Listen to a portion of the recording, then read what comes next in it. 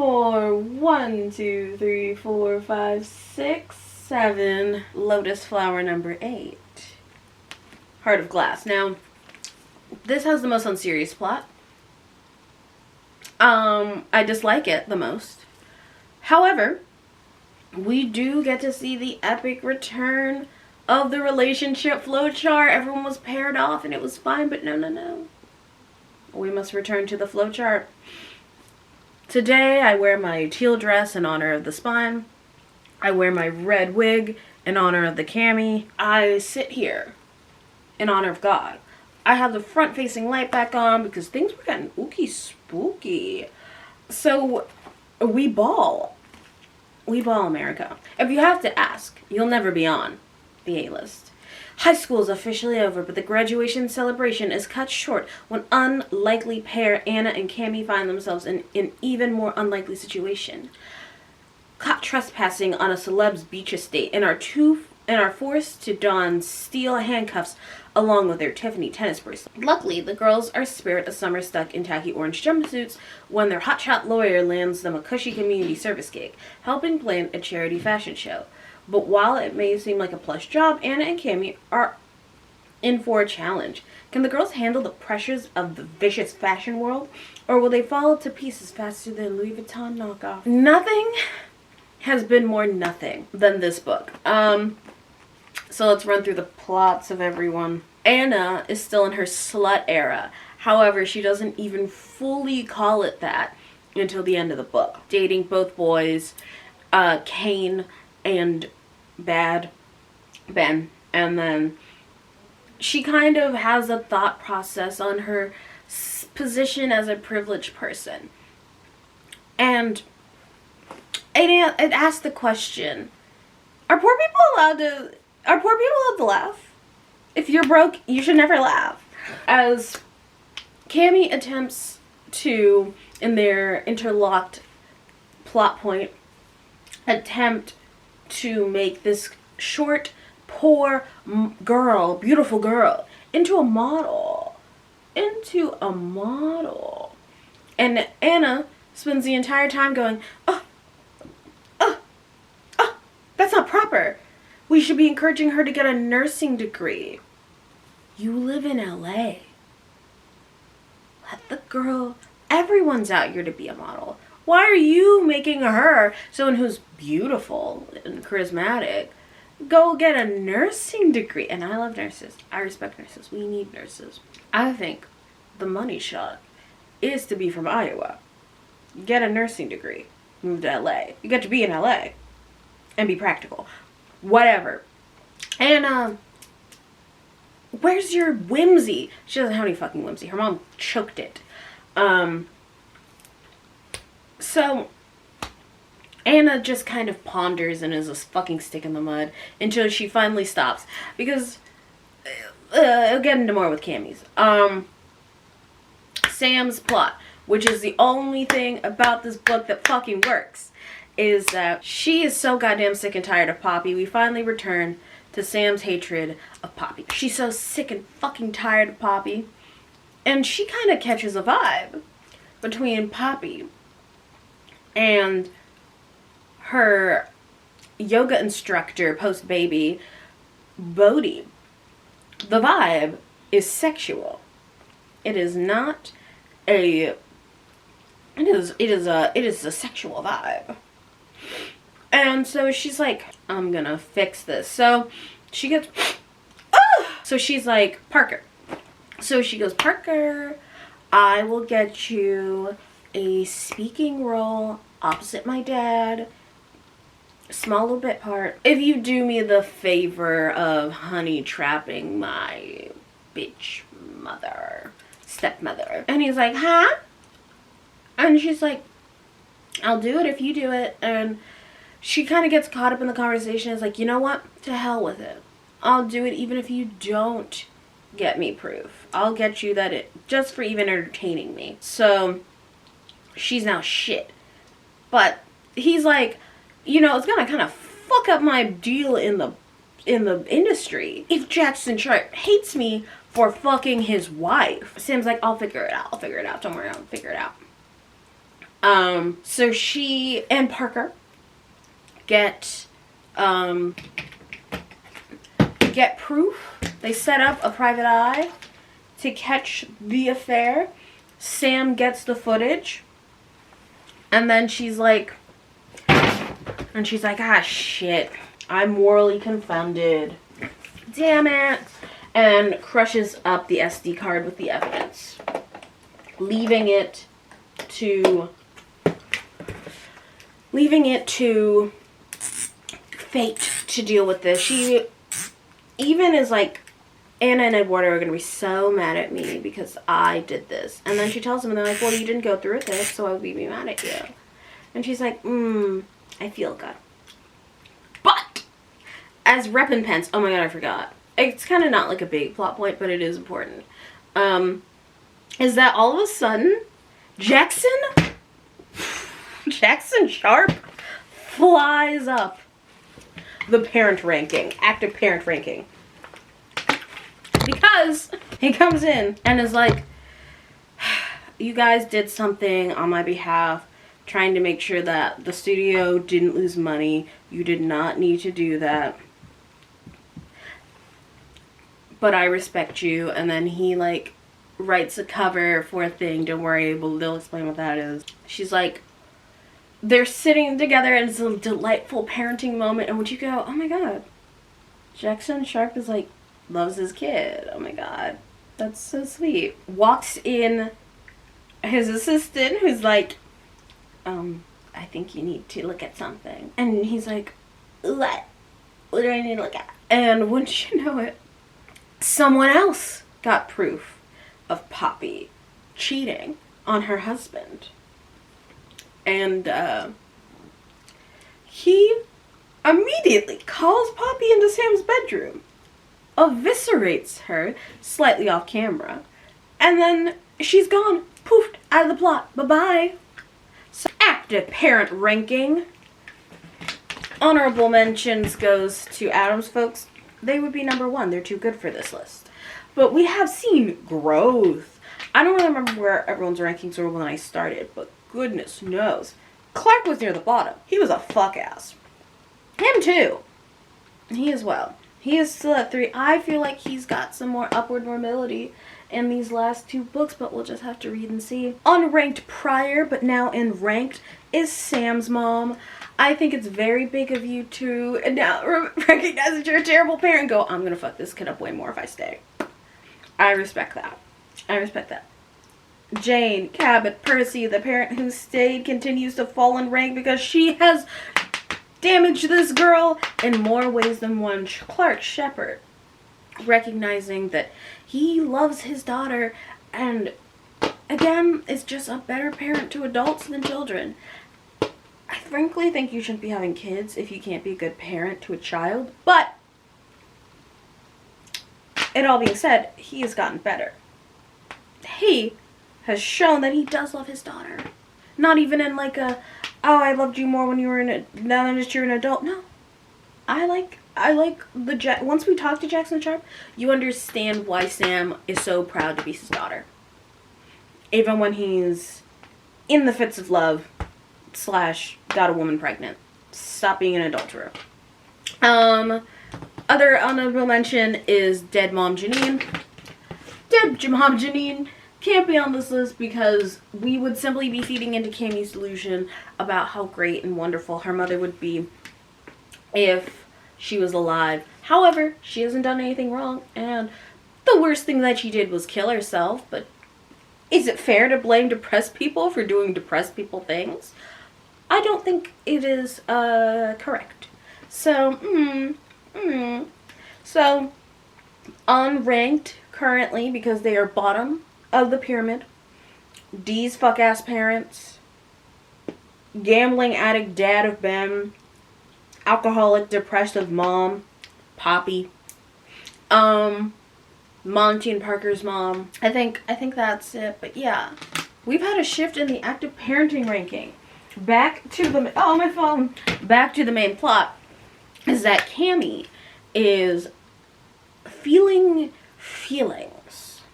It's like, I am in fact not going to college, and I will be going hard in the paint doing talent representation without a college degree. She is determined. She takes on Champagne as her little protege and is determined to make something of this. She can smell it and she's gonna follow it. She also is feeling a bit of feelings that Adam went to Michigan for the summer and doesn't want to come home. And she's feeling pretty abandoned. I'm not saying you don't get to do anything you want to do, but if you know that your girlfriend has abandonment issues caused by the random death of her mother, maybe don't abandon. I know, shocking.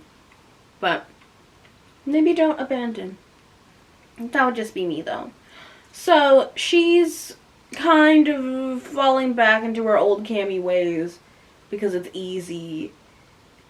Because he's not there, and she's sad and lonely and feeling a lot of feelings. I feel like Adam really, like, balanced her. And now that he's not there, she's just, like, bitch tornado. You know? And for once, Dee has a plot point. I don't love her plot point. I think it's a bit flighty, but I think she's a bit flighty, so there you have it. Dee and boyfriend Jack at the end of the last book were kind of moving kind of quickly, and Jack was feeling a bit of buyer's remorse on hitching his wagon to her.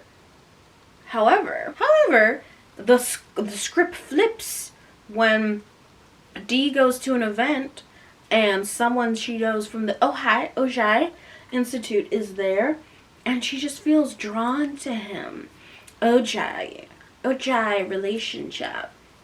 And she kind of feels like maybe she could explore that a little bit with him. Maybe. But she's got Jack, and Jack doesn't seem to like him. Literally, Jack's response to this guy is the same as Ben's reaction to Cain. Okay, I was gonna say, is she, whatever deal Ben has, Jack also has. And he like goes a little too hard in the paint, being like, yeah, we should be together, we should be serious, you should meet my mom, we should move back to Hackensack. She's like, no, actually. And so they have like a whole thing where I was like, are you breaking up with me? And she's like, no, I really like you. I just want to explore things. Don't want to move too fast. And he's like, I guess. So they don't move too fast and kind of reconcile that, ending that plot line. Does she still like see other guy, but it just kind of falls flat. I don't know if they just like bonk, the books are done from this point, but we move into Endgame. Past this point, no more filler. This is the last of the filler. What if I kill him? So I think that's everyone of importance. Yeah, let's get started. This book is so long, I actually ran out of tabs. That was really, really annoying. 1. Get the flipping cuffs, okay? Okay, so Anna and Sam are hanging out at this rich guy. Let's call him Martin Scorsese. Not important what his real name is. Martin Scorsese's beach house for the 4th of July. They've been house sitting it all summer, and they're having a great time. Gasp, the girls actually have little jobbies.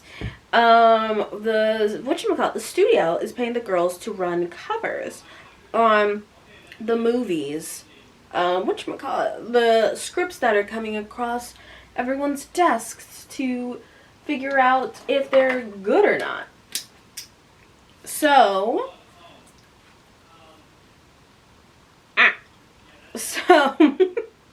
they are working on that.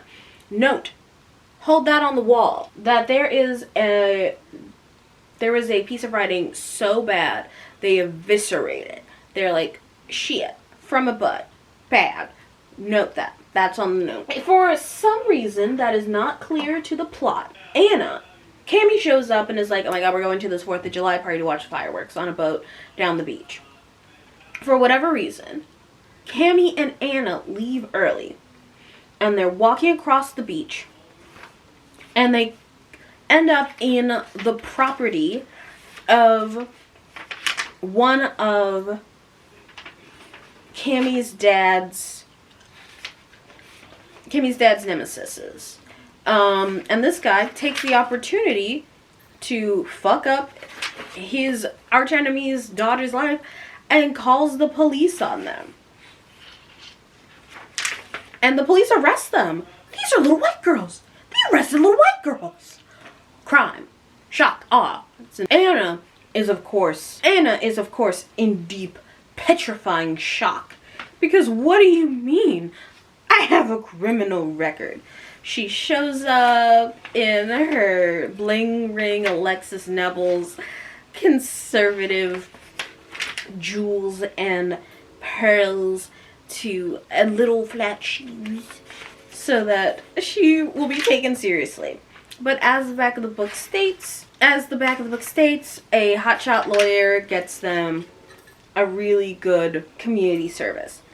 This is like the first 20 pages of the book, and it's nothing worth reading out loud. I will pick up reading about the blooming girls, darling girls, changing girls. Anna does talk to her dad about this, being like, oh my god, prison.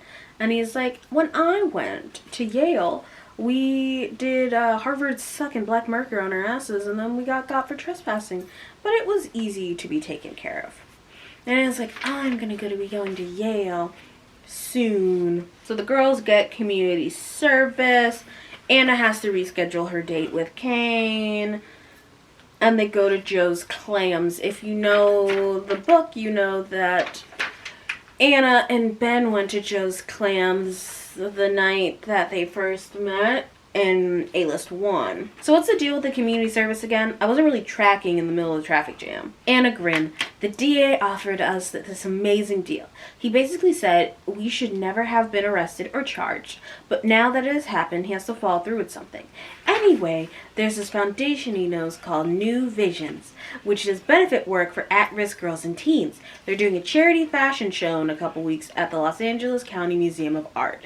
Some sort of big fundraiser.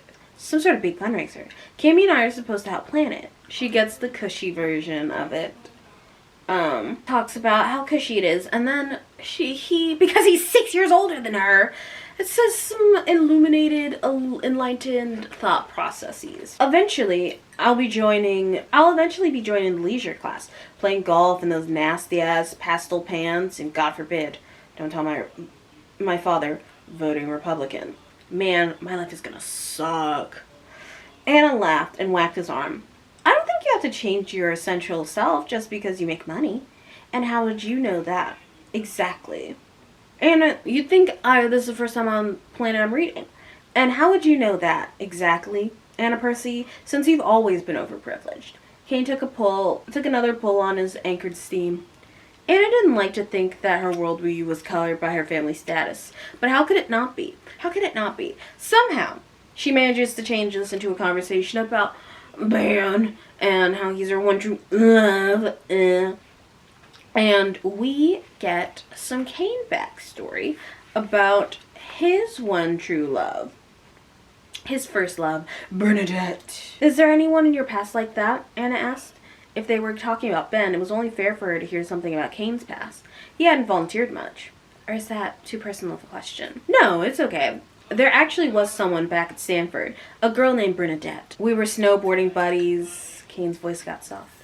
Funny, I haven't thought about her in a long time. What happened? How long were you together? We met senior year at Stanford. She was serious boarder, loved the deep stuff, backcountry. You want to hear all this? She went to Switzerland for spring break and hooked up with a guy on their Olympic snowboarding squad. Never came back to school.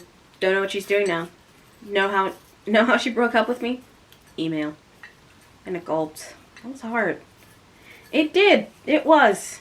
He took another long pull on his beer. I didn't plan to fall in love with her, but I did. Well, maybe love isn't something you can plan. Kane studied Anna's face intently. In some ways, she reminds me of you. How so? She heard her voice, faintly nervous. He smiled and looked straight in her eyes. She was blonde like you, but not just the blonde hair, more something in her soul. I always had that sense that she was watching herself, like you. I do that. And frankly, it's exhausting. No kidding. I think that whole lead and examined life thing you learned in philosophy a little too seriously, Canties. You know what? I agree with you. That's why I've decided this summer to simply have fun. That makes sense, doesn't it? Works for me. He agreed, and if cops come to slip the handcuffs on you again, watch. I have some fur-lined ones we could try instead. Ugh! That's a man! That's a man!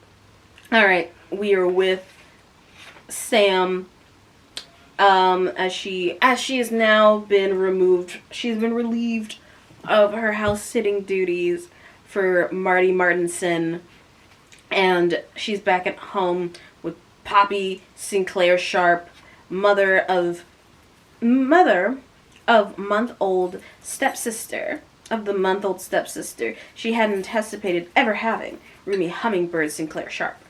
Why did people go insane over babies? Whatever. But Sam is back after her trip to Ecuador, Peru. And they are more in love than ever. Definitely not moving too fast, hot, and heavy for an 18-year-old that's subject to abandonment issues and general throwing self at one thing. As a surprise graduation present, Eduardo had flown Sam to his home country, where his father was a high-placed government official and his family owned a substantial gold mining interest. Down there, Sam had found the many girls were actually round and pleasantly plump. Here in La La Land, they would have been considered morbidly obese.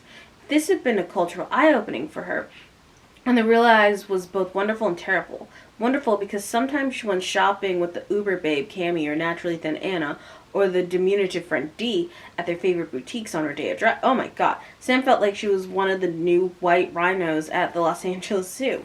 It also felt terrible because Sam had been so indoctrinated with a skinny is beautiful message that even when she looked at the girls in Peru, all she could imagine is how they'd suffer if they ever came to California.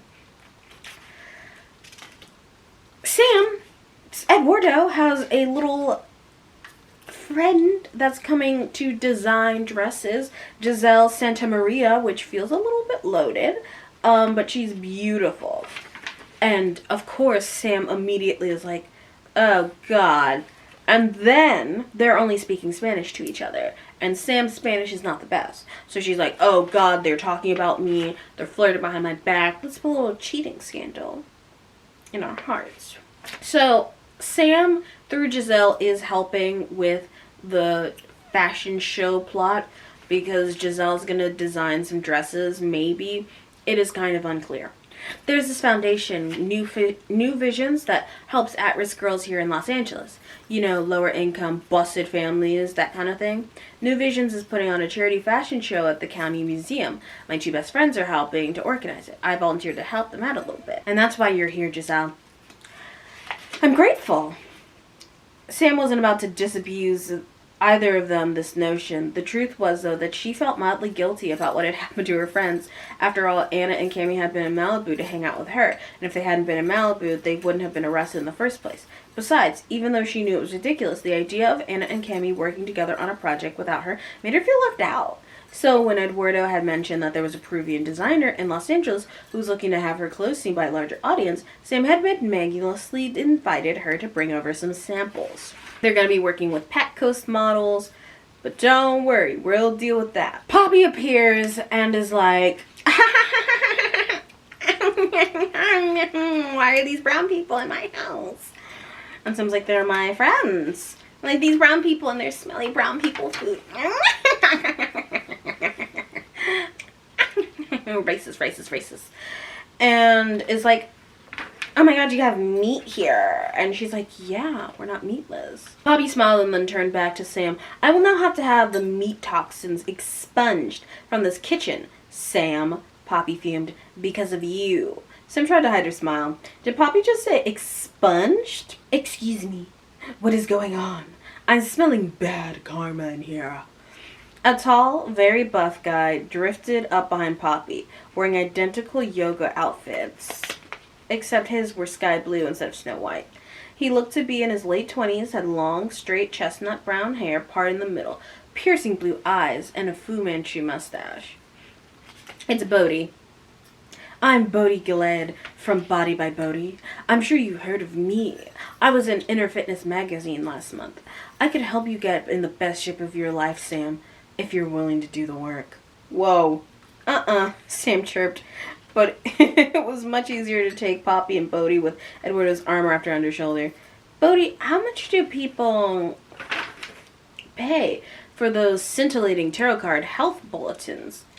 Why must you always trash things you don't understand, Sam? Bodhi just happens to be the deepest, most brilliant man I have ever met in my life. And you should see him as a Shasavana, and you should see him in Shasavana position.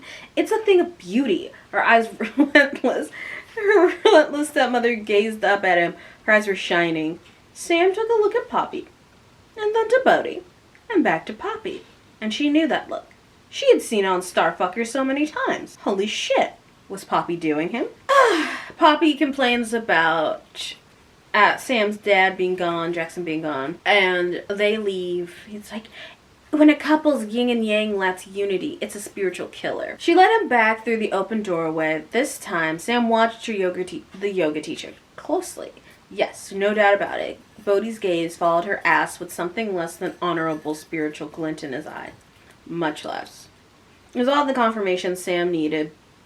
Either Poppy was doing the guy, or the guy was doing Poppy, or they were pretty damn close to one another, or both. Her father would shit Twinkie Pops if he found out. What a fantastic development. So Dee and the old Oshai magic, she's at a thing for her dad, musician thing. Dee's really in love. She really likes Jack. She's at this thing and she runs into Aaron Steele. Aaron, what are you doing here? She hadn't seen him since Oshai. Aaron jogged down the corridor, picked up Dee, and it wasn't hard since she never topped 100 pounds in her life. Swung her around. Dee, I honestly never thought I'd see you again. He really did look great compared to the first day when he'd arrived at the Institute. Though everything at Ojai was supposed to be confidential, word of new arrivals traveled fast. Aaron was the son of a screenwriter, famous for his humongous belly, ditto beard, and ego. Also famous for blasting the gambling industry, the screenwriter was fond of hurling equally harsh criticisms at his wife and children, which had contributed greatly to Aaron's arrival at Ojai. Dee had actually only met him the day before her release, when they had taken a walk around the grounds together. It was her last day of treatment, and it was his first day out. He was lucid, thoughtful, and charming. He took her hand when they walked, a kind and friendly gesture that almost made Dee want to delay her release so she could get to know him better. She always liked his father's films, at least those before the tell-all book. You're out! Congratulations! Says he's turning his life around and he's gonna be better. And he's like, I had feelings for you that day while we were walking, and now that I'm with you, I'm starting to have those feelings again. I know it's crazy, we've only met once, but I've been talking about it for a little while. But it wouldn't have been right not to say anything. It wouldn't be, honest. No, it wouldn't. I'd love to be your friend, Aaron. I really would, but the fact is I'm seeing someone. Seriously. Jack joins and is like, ugh.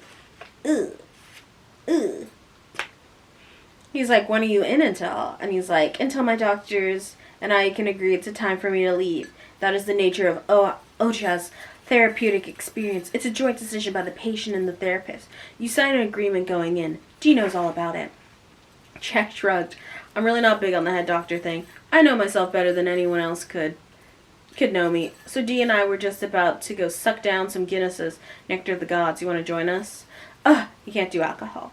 Oh my god. He took a small piece of paper out of his pocket and scribbled down something on it. Here's my email. Send me your digits. Dee, enjoy the concert, you guys. He turned and went back and the other way. Strange guy, Jack opined as Aaron moved off. Nice guy. He's really pulling his life together. Take it from me. He's strange. Hang out with whoever you want, but... He put his arms around her shoulder. Let's take these brews and watch YouTube. Cammy calls Adam and is like, oh my god. Effectively trying to, like, get him so warmed up on the phone that he comes home. That doesn't work, so she tries begging. That doesn't work. He says he's going to be home a week from Saturday. She wants him home sooner. Actually, he will call and say, we're going to stay a little bit longer, and she is incensed. She really wished she could pack up his tackle box and come home. In fact, it was bothering the shit out of her that he'd even choose 2 weeks in the wilderness with his mother and father over spending the kind of time with a far superior friend with exceptional benefits, namely herself. What kind of guy did that? So now it's time to meet the bits of the new visions. You must be Camilla. A middle-aged woman with a chic blonde bob clad in a baby blue knit St. John's suit clasped both hands around Cammie's own. She had a round face, perfect ivory skin, small dark eyes, and hands with the most understated cosmetics, and just enough resin in her lips to make them look naturally youthful, and the gleaming Tiffany-cut rock on her finger was the size of a ping-pong ball. I'm Virginia Vandelier, head of this year's New Vision fashion show. We're so pleased you and your friend Anna decided to volunteer. She's already arrived. Come join us. Virginia escorted Cammie to one of the 4 round tables in the Reagan room. Cammie said a quick hello to Anna, and then Virginia quickly introduced her to the other 30 and 40-something women at the table, all whom were dressed in some variation of pastel designer suit, all of which looked like they had been custom designed for Laura Bush. Cammie, Anna leaned over to her. Do you get what's going on here? They think we're just 2 nice sorority girls, society girls who volunteered to help the fashion show. They think we're Junior League. Cammie saw that Anna was wearing a vintage off-white silk blouse and wide-leg flannel trousers and ballet flats. Diamond studs danced in her ears. Cammie could see them, because Anna had pulled her hair back into a Gwenny ponytail. Had someone called her in advance with the dress code? Of course that's what they think. Look how you're dressed. They probably want to adopt you. Personally, I wouldn't be caught dead with these fossils if it wasn't court mandated. This is just kind of the event my mother would do. The only difference is on the East Coast, old money never wears pastels. Not even in the summertime. It's all white linen. A few incredibly dull minutes later, Virginia came up behind them and put a hand on each of their shoulders. So time to meet the girls. And I want you to meet a simply lovely young woman. This is Miss Champagne Alicia Jones. Victoria adjusted her to a beautiful girl. Was maybe 5'6" and very slender. Cammie guessed that was about 15 or 16, with platinum blonde hair, glossy and stick straight, a heart-shaped face with chiseled cheekbones, and enormous emerald green eyes. Her hair was pulled off her face in a low ponytail. She wore lip gloss and perhaps a hint of mascara, but other than that, no makeup. As for her clothes, she wore simple black trousers, a reasonably good Chloe knockoff design, and a black short-sleeved jewel neck sweater meant to pass as cashmere. Another trespassing arrestee, but with less money. Miss Jones is actually a member of New Vision's program. Once she had heard about it, she simply had to be involved with this fashion show, and we're delighted to have her. They would be watching a video of 20 up-and-coming designers who were being considered for the event. They wouldn't get to see the 60s-inspired clothing, which is the theme of the event, but they would get an idea of their talent. One by one, different designers appeared on the screen along with their creations. Hate it, hate it, hate it, Cammie told Anna in response to a Siobhan McGee floaty chiffon monstrosity. Next was Martin Rittenhouse, who screamed metrosexual, of medium height, well-built, and thick black swept-back hair. Rittenhouse was impeccably dressed in black trousers and a lethal-looking crease. With a lethal-looking crease. A black cashmere sweater and a black man bag slung over his shoulder. He was obviously the kind of guy who took great pains with his appearance. He took great pains with his clothes, too. They were spectacular. He showed a cream-colored fitted lace blouse with long black silk skirt slit all the way up one leg. A strapless cherry red cocktail dress cut on the buys that was to die for, and white cigarette pants with black chiffon bra on top, under a wispy aqua and black paisley shirt, and a lavender suit that would have been too precious, except for there was nothing under the jacket that was held together with one huge jeweled safety pin at the waist. Cammie put a check mark and make a perfect star next to his name, and it checked him off too. It was immediately clear to Cammie that Martin Rittenhouse was really a rising star. In fact, she made a mental note to buy some of his stuff tomorrow, so that she'd be wearing it before the rest of Beverly Hills. Virginia asked them to take Champagne under her wing. She seems lovely, but she had quite a few problems in the past. Well, I might as well just come out and say it. Martin Rittenhouse was kind enough to invite a group of our New Visions girls to tour his design studio, and Champagne was one of them. Right before the girls left, Martin noticed that one of his most expensive couture gowns was missing. We checked all the girls' backpacks, but didn't find anything. So none of them took it, Anna concluded. Well, the thing is, Champagne was missing for quite a while, and when we found her, she was downstairs chatting with one of the security guards. We think she may have worked something out with him, given him the gown so that she wouldn't be caught with it, and his plans to give it to him part of the sale price after she sells it. What happened to Occam's razor? You can't really accuse her, though, Cammy pointed out. You don't know that she did anything wrong. For some reason, she suddenly felt very protective of the girl. True. It's just that our New Vision girls have done some unsavory things in the past. Champagne comes from a very disadvantaged background. Very disadvantaged, as if it was something about Champagne should be ashamed of. Like she had any control of in the world to which she was born. So we want to steer Champagne to a more productive life. That's why we have New Visions. Hannah is appalled at profiling and says that she thinks it's unsavory for Virginia to accuse Champagne without any. You've dedicated yourself to a life of clean living and good deeds, Anna teased as she saw the valet pull Cammy's cherry red Lamborghini up to the curb of the roundabout in front of the hotel. I couldn't be prouder. The valet got out and held the door for Cammy and she tipped him lavishly and made sure he got an excellent view of her black lace thong when she got in the car. There was really only so much clean living she could take in one day. Yeah, this is a book about socioeconomic profiling. They couldn't possibly have had a black person be involved in this. Hell no, this is the whitest cast I've read in a while, because at least Talent, Addison Brown, Alicia is Latin, black best friend. There are no niggas here. Nigga free zone. As Anna waffles with this, she's telling Cynthia Beltrez about it and how she's feeling. Someplace else, the DA might have made an example of the overprivileged, but here they got a plush gig. Anna nodded as she finished her email to Sin, because Sin would love this kind of affair. Sin and Scott don't care. That's over. She thinks about Ben, whatever. She'd been raised in that this is how we do things in the big book East Coast WASP edition. She knew how to keep her emotions out of her voice. Page 172. Nothing should throw you enough for someone else to notice. If the global thermonuclear war erupts, ask what's appropriate to wear to a radiation party. Ben has a handwritten note. I will thus read. Anna, good morning, jailbird. Cammy and Sam told me about your adventure in the criminal justice system and that you had your first day of community service yesterday. All serious felons deserve coffee and roulade from Nate's and Al's to start their day. I got some with me downstairs. Just call me and I'll bring it in. Or we can go somewhere else to eat and talk. If not, then not. I'll leave it on the doorstep and you can enjoy at your leisure. Take off the handcuffs if you're planning to eat. Or leave them on and invite me in. Ben. Her Ben, not her Ben. Her Ben, not her Ben. Smeagol misses the touch of a man. Whatever. We rehashed their meeting story because, goodness gracious, if we got rid, let's say that each of these books are about 250. Some get up to 300, but not much past that. So it's about 2,700 pages.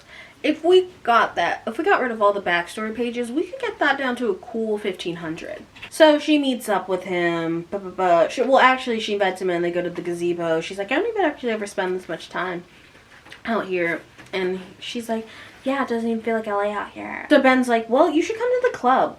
Maybe on a Monday. And he goes into his deal about Treese. Hold that on the wall. Hold that on the wall for the next book.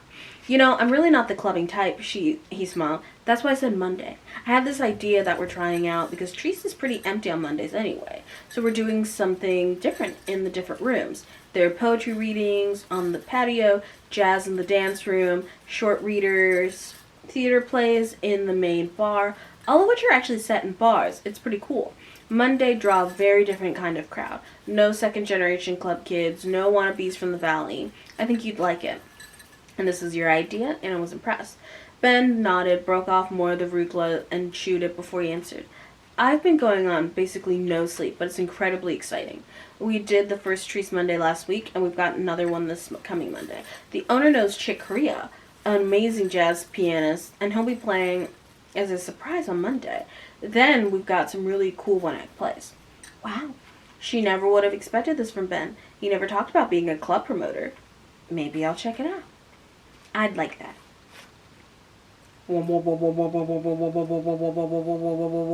A problem has come. Which also happens to be the only Ferris wheel. So, lunch with Ben, dinner with Kane. She's going on a Ferris wheel with him. They get stuck and they kiss. They look like lovers, she notes. Making out. She can see LAX from the top. It's like a dream. She found herself thinking of champagne and wondering whether she'd ever had a guy take her to this wheel, then tip the operator. Thinking about the girl, tells Kane, you know, I just don't even know her, but the woman who runs the fashion show basically accused her of theft. That sucks. Sometimes people with money act like not having it is a result of a character defect. Such a patronizing bullshit. Anna agreed and found Kane's reaction so close to her own that she imperiously leaned over and kissed him for the first time she'd ever done something like that in her life. The kiss lasted until the wheels started moving again, and then for a while after that. It turned out to be both fun and educational. Anna learned in 30 seconds that Ben wasn't the only great kisser in LA. So Cammy has nothing to do. She has nothing on her social calendar. Wow, crazy. So she goes to Triste, which despite having its big blow up last week, is still on and poppin'. She does her makeup, gets nice, hot, and sexy, and then she meets up with Ben. Isn't it my favorite ex-girlfriend? They appear and flirt and generally have a vibe. A vibe is had. Hold up. I have to get the board going. Okay, so not everyone is connected romantically, but everyone has something happening. Everyone has something. They chit-chat. They're like, oh my god, you guys are broken up. And he's just like, yeah, I guess I forgot how bad the fucking rumor mill is. Ben stretched and rubbed the back of his neck, which made his biceps bulge nicely. I forgot about the Beverly Hills gossip line. The Underground Railroad has nothing on you guys. Jesus Christ. Racist. For a moment, Cammy bristled. Just what did you mean by you guys? She wasn't that big of a gossip. She was too busy being the star to spend that much time on other people. But she decided to let it go. Ben claims that he wouldn't put Anna in the X column, that he just put her in the we're taking a breather column. Cammy playfully nudged the toe of her boot into his calf. Get over it, Ben. I doubt very much that she's tooling around with Tattoo Guy and telling him that she's taking a breather from you. She watched that zinger cause a flicker of doubt to cross his face. She's pissed at me. She pisses off easy. Where's the love? He swung his leg off the chair. She'll either tell you it's over, she'll either get over it or not. I'm not dwelling on it, if that's what you mean. How long are you planning on waiting? Forever. And she's just like, oh. I just wanted to say that if you need a shoulder to cry on, I'm here. Cammy continued intimately. Adam's in Michigan, so I've got the time. And even if you tie me up, tie me down, and kiss me all over, I'm not fooling around with you. Liar. You know? Bizarre thing is I really do love Adam, but you know what I can tell you, Ben? I'll always have a weakness for you. So don't tempt me, I say in my sexlessest outfit. Deal. They're in the Polo Lounge. There is a waitress. She has a southern accent. She is the shipwrecker for me. Boom. All you need to know is that Sam is attempting to tell Parker about cheating on his mom and the role, and she's like, I'll get you the role. He lands it. He is enamored by this waitress that I think's name is Paloma Citron. Citron is connected to our plot. They just dumped her in here because they hate me. There's nothing quite like the idea that this book will have a sibling, introduce the older sibling as more important, and then go, actually, I want to play with this other Barbie doll. Younger sibling. So he's like, how is this going to work out if I fuck Action Jackson Sharp's wife? I don't think he'll be particularly pleased with me. And Sam is like, don't worry about that. I'll worry about that. You don't worry about that. She's in New Orleans. She's in LA because of Katrina. Parker gets to act alongside both Jackson Sharp and also whatchamacallit, Tom Hanks. He gets to play Chet Hanks. You're the one who's got to nail the gig. And in return, I ask you for one thing. That you also nail my stepmother. Parker nearly snorted coffee out of the hotel tennis courts and had to wipe his nose before talking. So you think she's doing him? Do you think I'd be asking you to do this if I wasn't sure? Poppy bitches all the time about how my father's never home. She's taking like 6 classes from Yoga Guy every week. Private classes. At my house. She leaned closer. Look, you don't actually have to nail her, although the look on your face when I said it was priceless. I don't even want you to trap her. Good question. What do you want exactly? I want you to open the door. Let's say be nice to her. Very attentive, which God knows is one of your great talents. And take your cue from her. I swear, if you come back to me and say she wasn't interested, I'll let it go. Good, because doing Jackson's sharp wife would pretty much guarantee the end of my not yet started career. Far be it from me to question any of this, but what's your goal? For my dad to divorce the Pop-Tart and get her the hell out of my house and out of my life. I wouldn't even mind if we kept the baby around. She's just a baby. We can probably undo the months of damage that Poppy has no doubt done. Do you think babies are too young for psychotherapy? She grinned. Perhaps it's not too late to save her. At the risk of losing my gig, how will flirting with Poppy get back to your dad? I don't have all the details worked out yet, but I'm a director. I'm sure as hell I can direct this. She sipped her cappuccino and thinking out loud. Let's see. Hire a private investigator. Get some pictures. Make sure you're not identifiable. Bada boom, bada bing. Question mark, question mark, question mark. Profit. Besides, Parker, I have a feeling that underneath all the bullshit you throw around, you're actually a very talented guy who's gotten overlooked. And one other thing too. What's that? I helped you, and then you helped me, and now I'm asking you to help me again while I help you. It's the American way. Go for it. And then go over there and give that southern fried brain dead waitress your number, if that's what you want to do. Boo! We've now, in the canon of the books, closed the door on Parker and Sam. However, in my heart, they're endgame. They go to Pat Coast to meet with the models. They're all very rude to everyone until they tell them why they're here, and then everyone's much nicer. They go and look at some models, and then they're talking to Champagne, and Champagne's like, I wish I was 4 inches taller so I could be a model. And they're like, I mean, you're very beautiful. If you were taller, would you really want to be a model? With her high cheekbones, wide spaced eyes, and naturally silver blonde hair, Champagne was a really spectacular looking girl. Better looking than some of the girls they just picked out to be in the show. Yet she was 5'6" in a world where models were 5'10". She shrugged.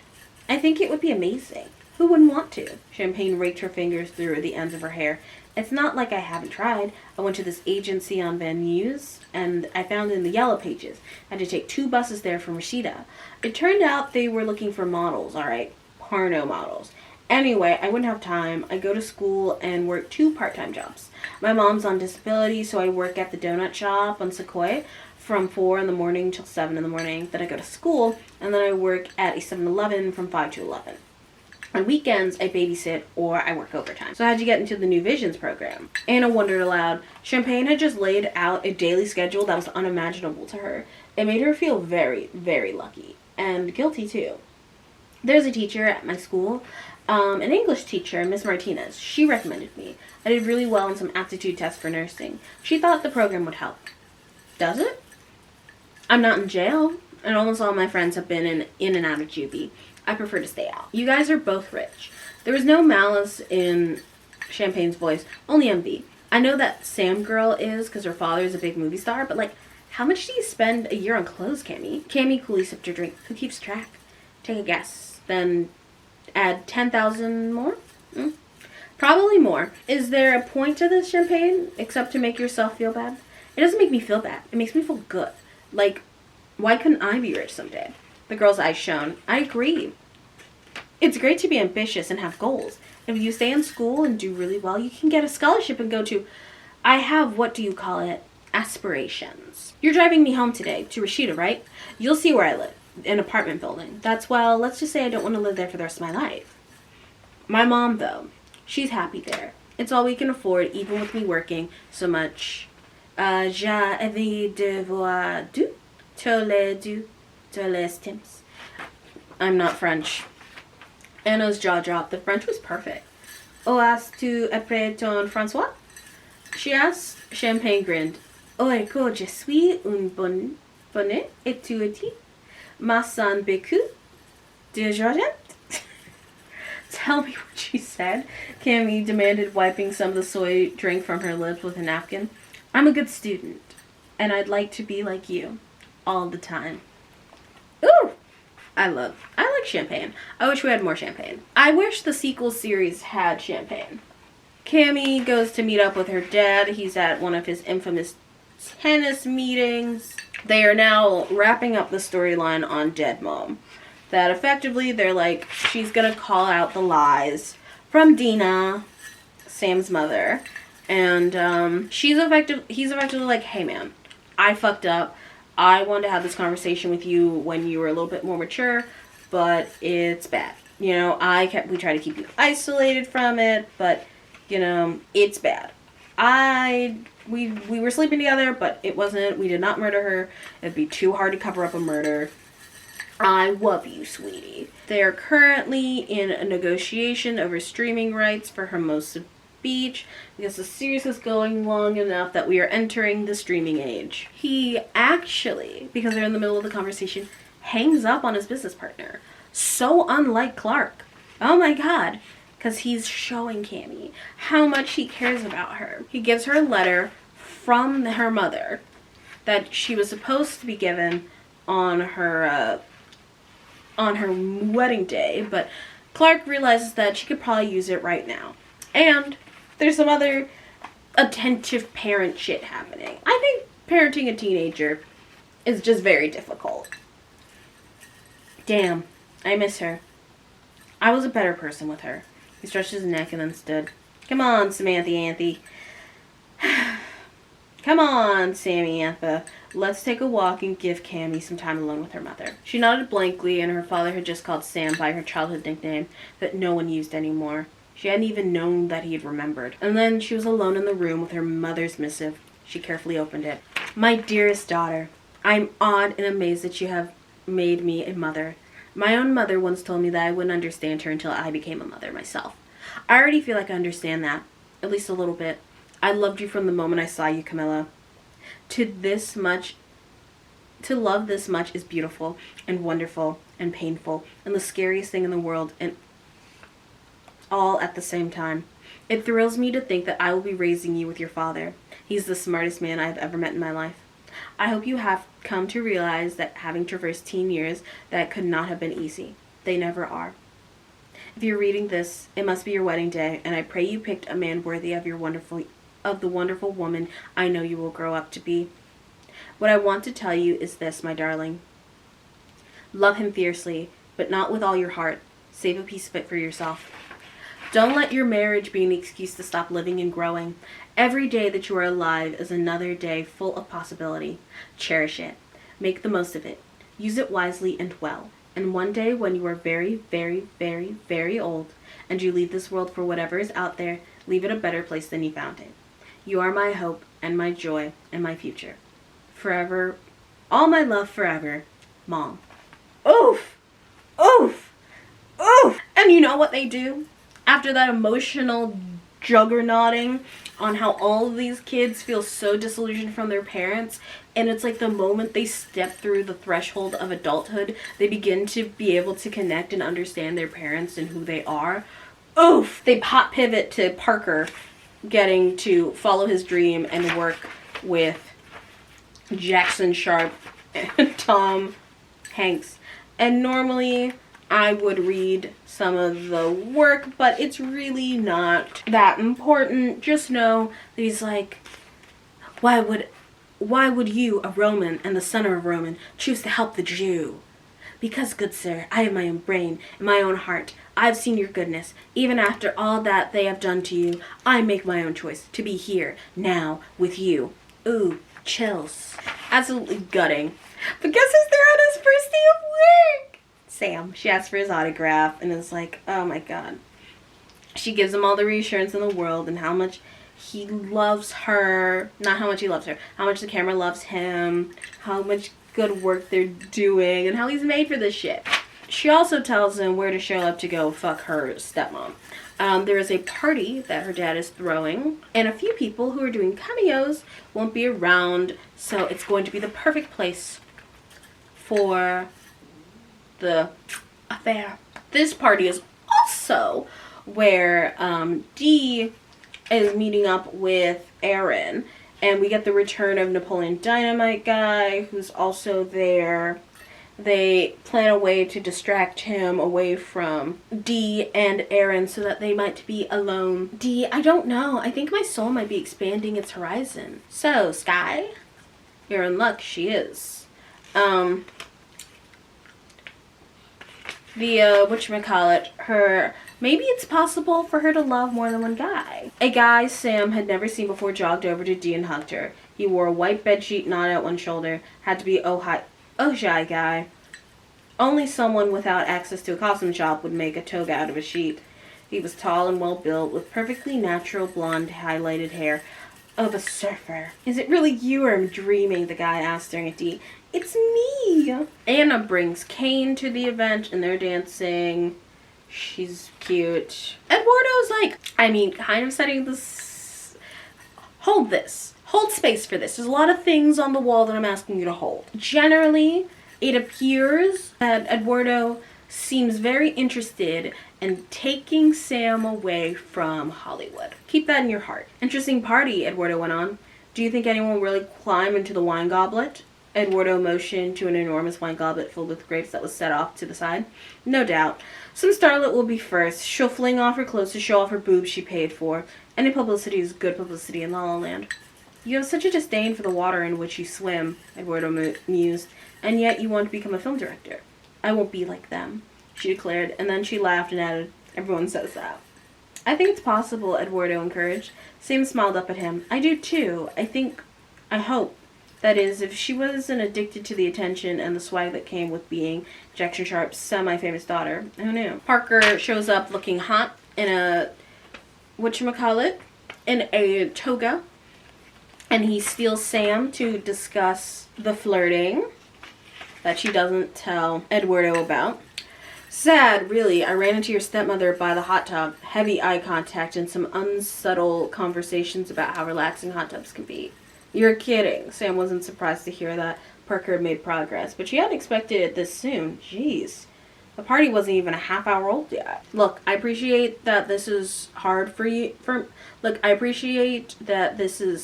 hope you appreciate that this is hard for me to let your dad's wife hit on me. You're doing him a favor. And me, how far did it get? Parker sighed and then showed Sam the back of his hand. On it was written an unfamiliar cell phone number. Hers?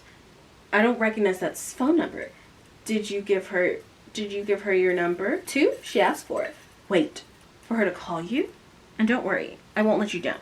No matter what, no one will know it was you. Poppy is, deep in it. 2 phones. They run back into Dee, who is with fucking stick in the mud sober boy. It's awesome, Aaron agreed, but I'll tell you, once you get straight, you really notice how this whole industry is fueled by booze and drugs. It's really messed up. Facing reality is so much more meaningful, Dee agreed. Only Dee could say a sentence like facing reality is so much more meaningful with a straight face. What did you do, Dee? Memorize all those motivational posters on the wall at Ojai? Sam winked at her friend. Aaron laughed. Hey, you can't possibly know how Dee and I feel. You've never been there. Marshall ran over to them before Sam could respond. I'm gonna dance with Sam's friend Sky, but only if this is a trust moment. Aaron nodded. Totally. Dee's on it. Right, Dee? Right. Sam! Hey! There was someone calling to her. She peered through the torchlit to the darkness of who's approaching. It is Norman Shorman. Do you remember from the beginning? The really shitty screenplay? I'm Norman Shorman. Norman Shorman. Where had she heard that name before? We've never met, he went on, but you've read me. I'm pretty sure you're writing the coverage on my screenplay. Burnt Toast. Norman Shorman isn't my real name, of course. It's Jonah Jacobson. Norman Shorman. Oh, God. Now, Let's go back. Sam reached for her iBook and read aloud as she finished typing an evaluation of the script she just finished.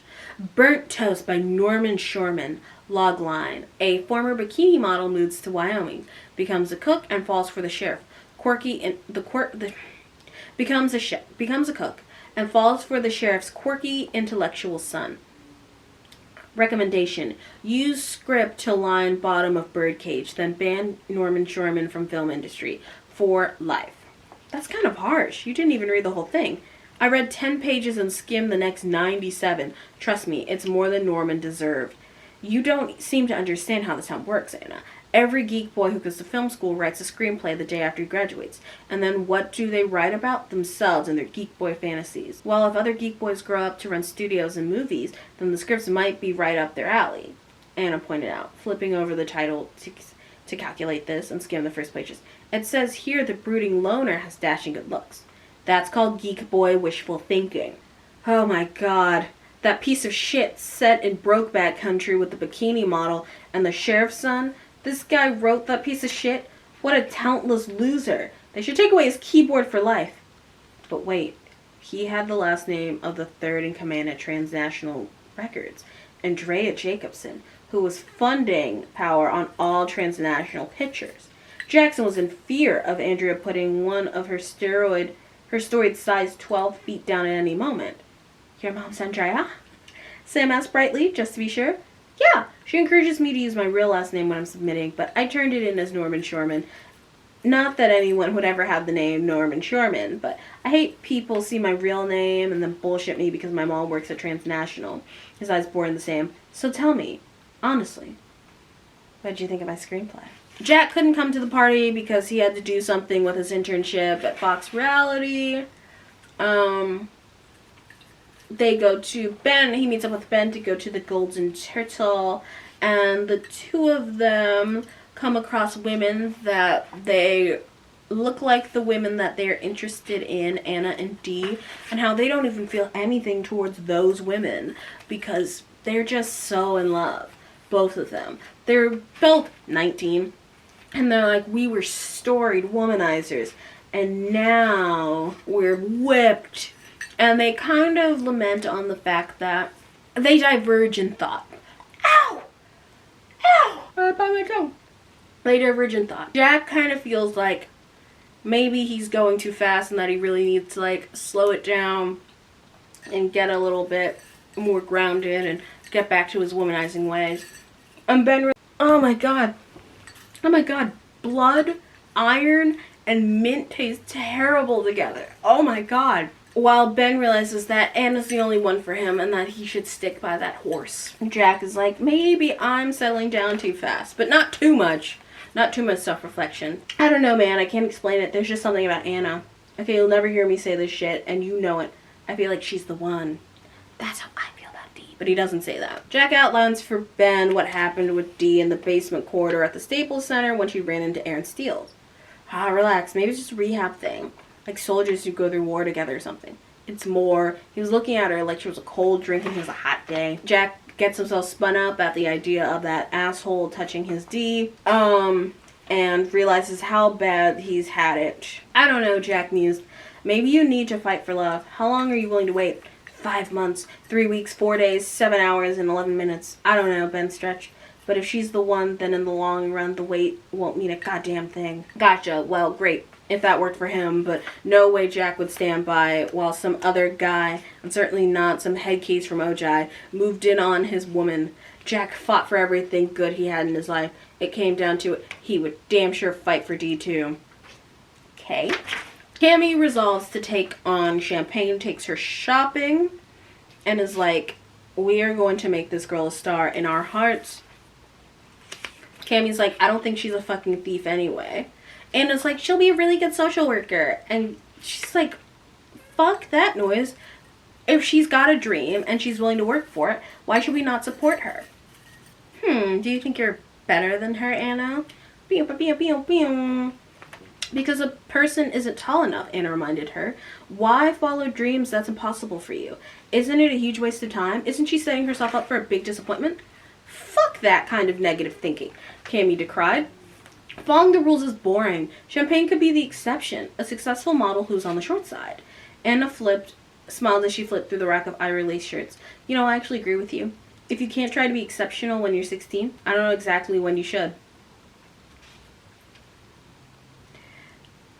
Cammy's like, when have you ever taken any fucking risks? She's like, I came out here in the middle of senior year. And she's like, boo, dream bigger.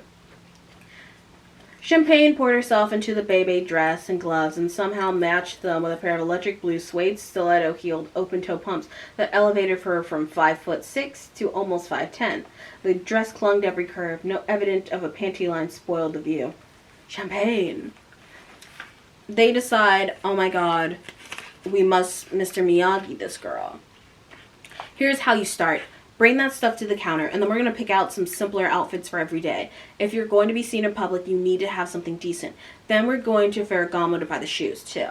That's incredibly nice, but I can't you buy those stuff? Well, buying might be an exaggeration. I'm investing in you. Consider this in advance on your future earnings as a model, and no is not an option. Adam calls Cammy. Cammy calls Adam. She's like, when are you coming home? My thing is on Saturday. Are you gonna come see it? And he's like, well, I'm actually just going to stay a little bit longer in Michigan. And she's like, what? Dunno. Exactly. You know, it's just that, well, this place is like sacred to me. I come every summer with my parents since I was in grade school.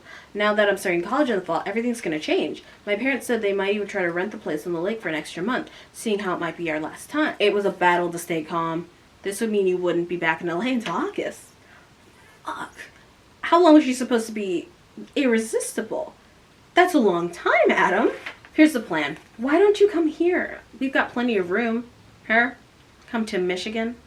Adam sighed. Are you on drugs? I consider maid or a mate or room service basic human needs.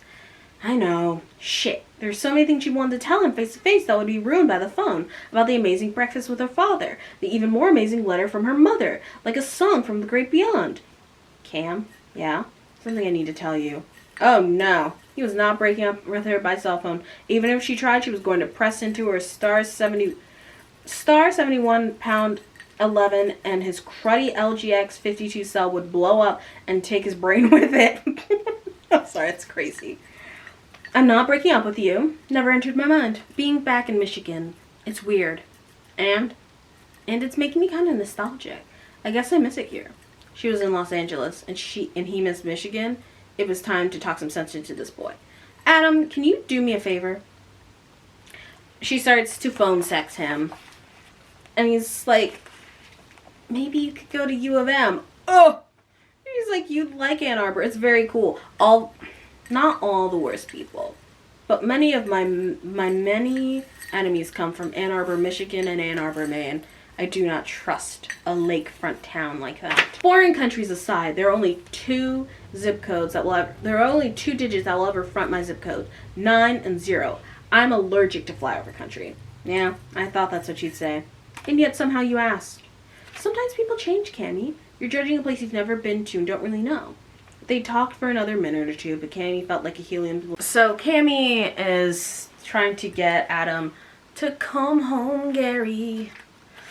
Back to her. Foreign countries aside, there are only two digits that I will ever go at the front of my zip code. There are two digits that will ever go at the front of my zip code. 9 and 0. I'm allergic to flyover country. Yeah, I thought you'd say that.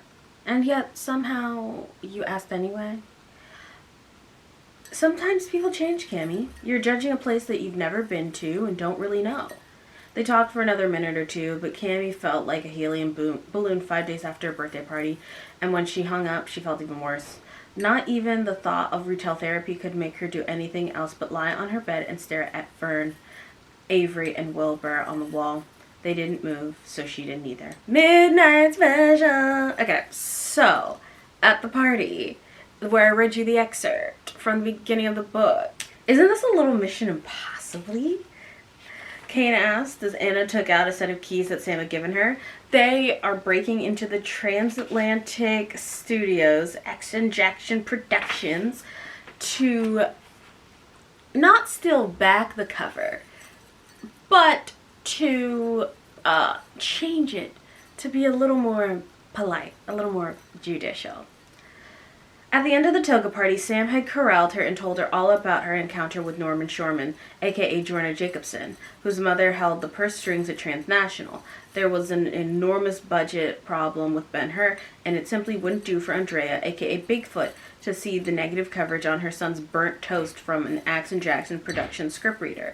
Someone had to change the coverage in a hurry, but Sam didn't dare do it because if she could easily get back to her father that she'd been in his production offices at midnight, someone would surely mention it to him, and even if it was just by way of making conversation, she'd have to concoct some elaborate lie. If Anna went, well, no one knew her.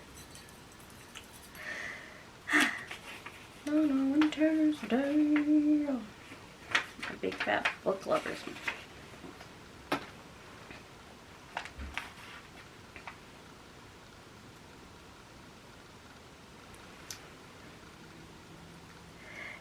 So Anna goes with Kane. I love a quest. I love a side quest. I love a plot point. I love an errand. It's so fun.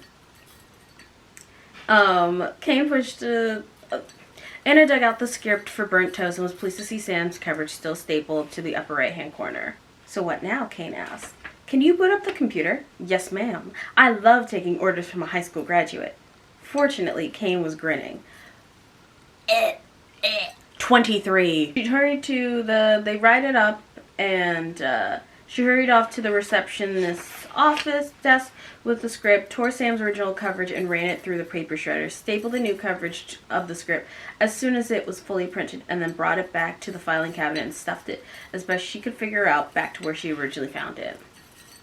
Really? No ethical qualms about doing this? Honestly, a ton, she admitted.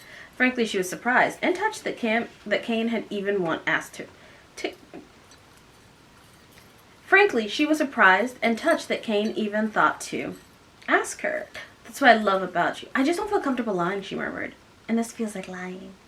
And that's what I love about you, Anna. I really do. But you're gonna find out there are worse things than lying. She wasn't sure she liked the sound of that and edged back far enough to see his face. They start making out. Things get really hot and heavy. They're on the couch. And she's like, I don't actually want to do this. He's like, cool, that's fine. 5 minutes later, they were signing themselves out at the guard's desk in the lobby. The uniformed guard wasn't sleeping this time. In fact, he gave them both a knowing nod, followed by a lascivious wink at Kane, and Anna felt embarrassed. Had he thought they had made the use of the mythical casting couch in Jackson's office? Kane was right. She had too many scruples for Hollywood and for fooling around in Hollywood producers' offices. It is now time for Dee and Jack to go on a sexy little trip because they always do. They stay at the Hotel Roosevelt, where there is a haunted hotel of sorts and haunted rooms. And they fool around, and then she's like, I have news for you, she teased. Really big news. I'm either pregnant, it's either yours or Montgomery Cliff's. Instead of laughing, which Dee had expected, Jack got really thoughtful. Interesting. This makes two avoidant bitches trying to... It's like Dee was too clingy and is now adopting a bit more avoidant styles. And Jack was all avoidance and is now trying to get a little clingier. And it's weird. Dee is like, that doesn't freak you out, does it? He's like, maybe. Once upon a time. But now I could see being a father sometime. Not just with anyone, though. You. Oh! Dee tried to smile, but it didn't feel right on her face. He's seriously talking about babies? She hadn't even officially graduated high school yet. He starts talking about New Jersey. She's like, I am not moving to fucking Hackensack. But you go to Princeton. You're at Fox for the summer. You want to make a lot of money. You told me so. Dee found herself really upset. Yeah, but there's so much bullshit out here. It's just so thick. Maybe I can play the game for a while, but after that, I'm thinking about returning to the real world. In New Jersey.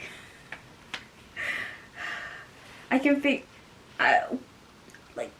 what I have to do to make the money to help your sister? I figure she can come live with me. Or, you know, when the time comes. Us. Jack?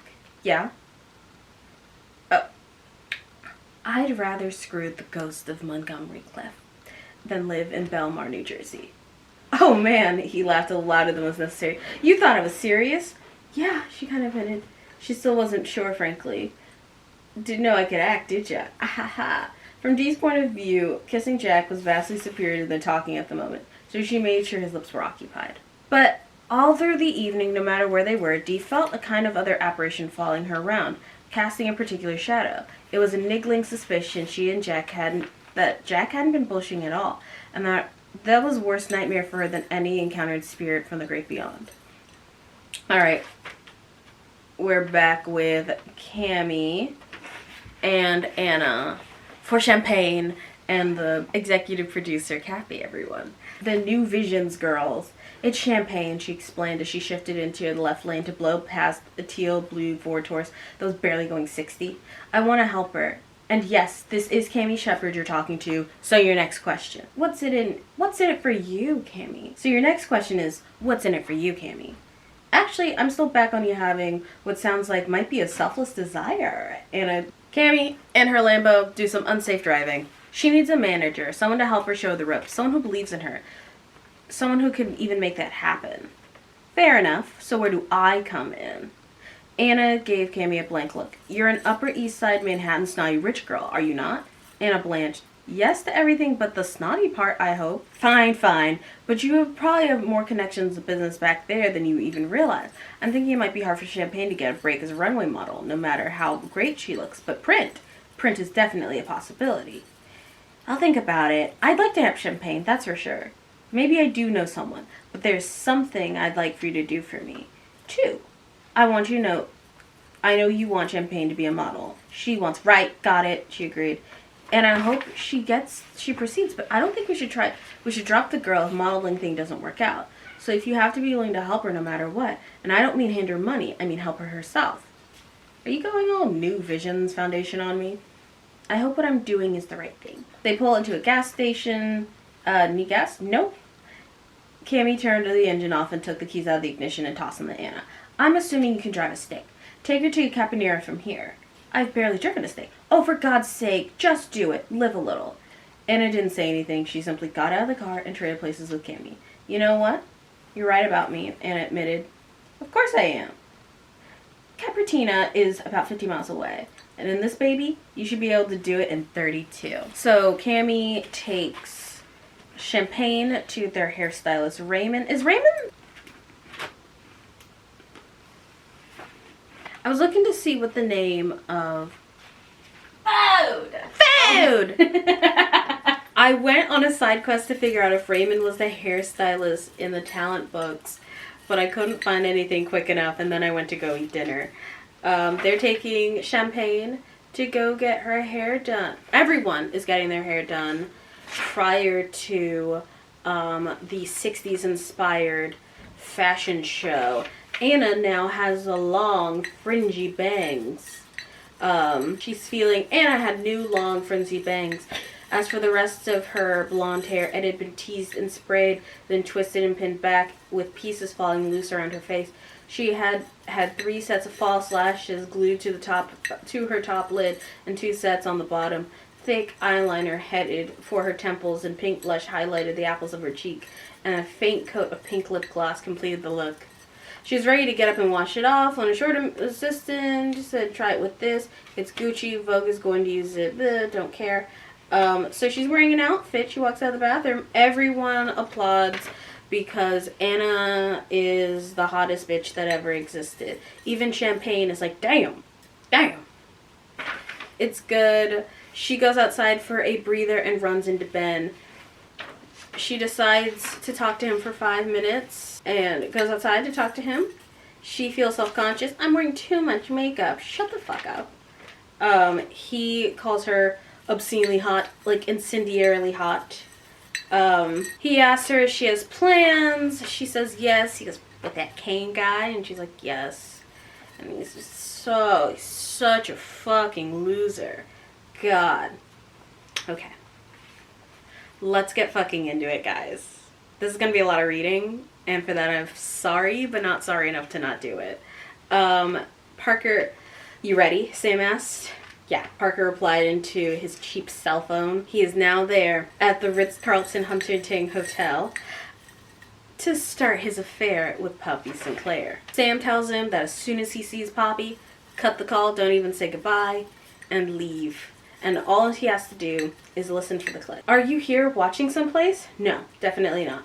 I've got someone else there for me. And Parker, when you get home, call that waitress from the Polo Lounge, the one named after the fruit. You haven't called her right yet? Huh? No. You want to call her? Okay?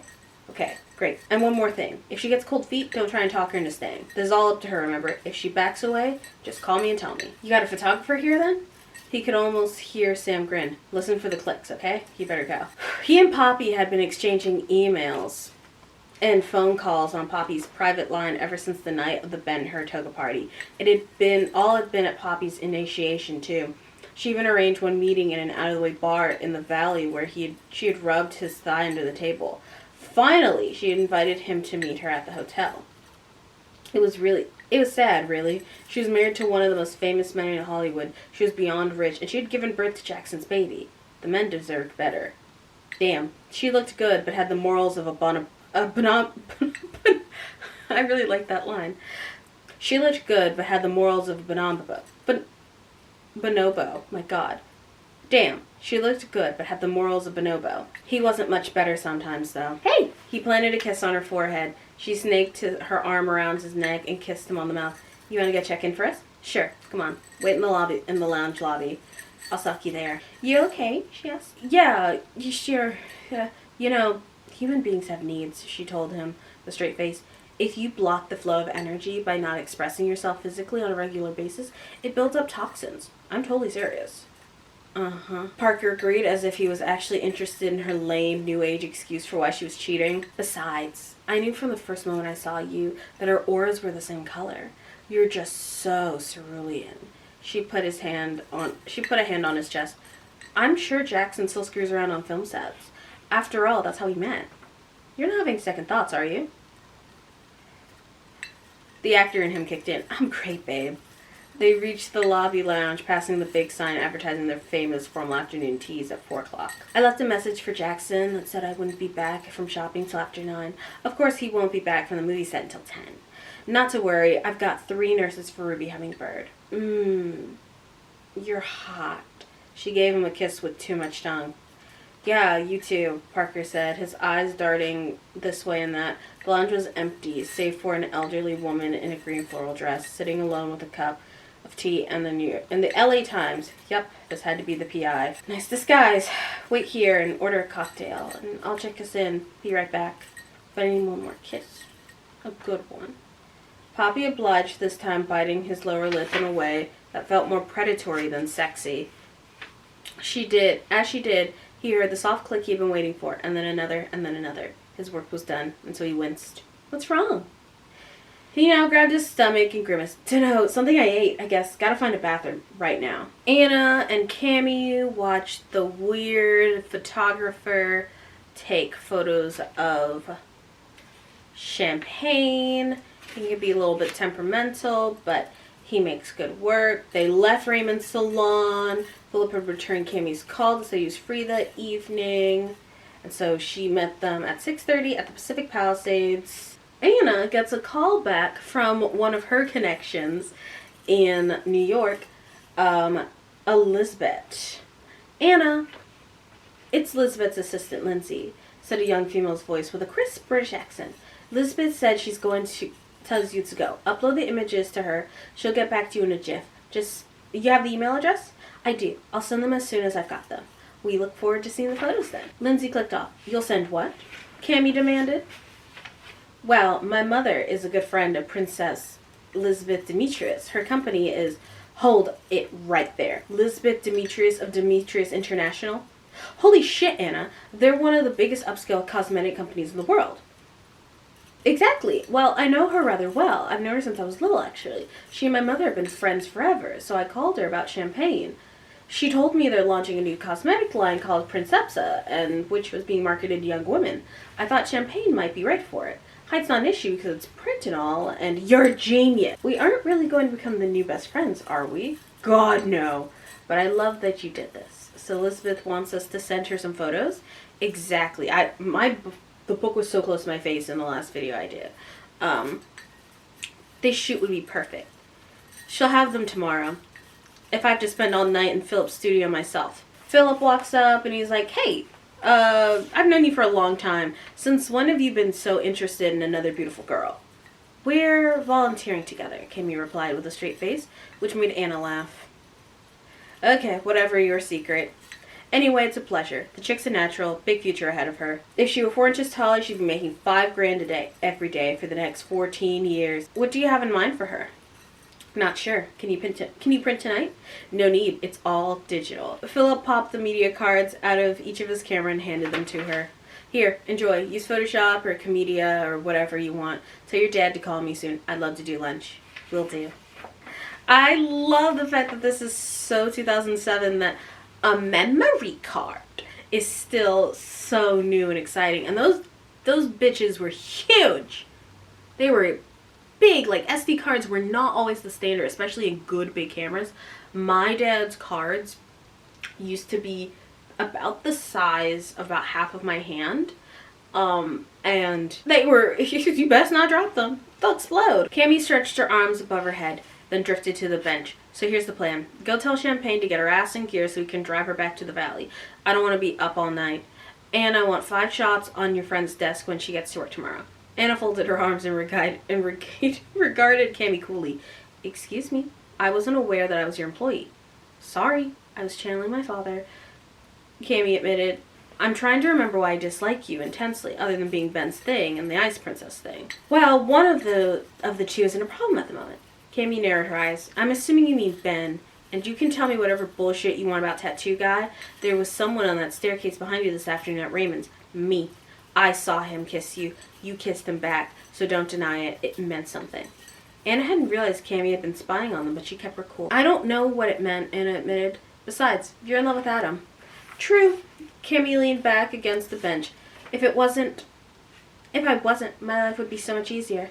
Anyway, thank you for doing what you're doing with Champagne. I owe you one.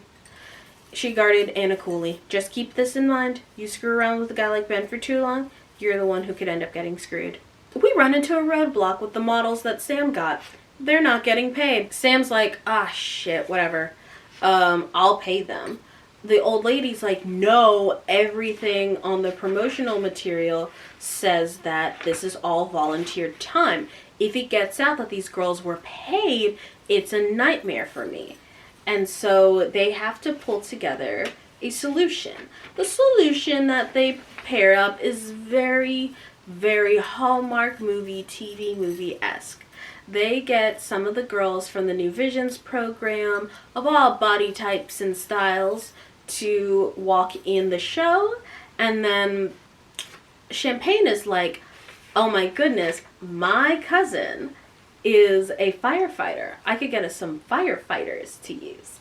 And thus we pick up. Oh, side quest. Sam had just started up the big bird yellow Hummer in the museum parking structure when her trio sounded with a cell call. She didn't recognize the number. Sam Sharp, she answered. Sam, it's Melanie Mays.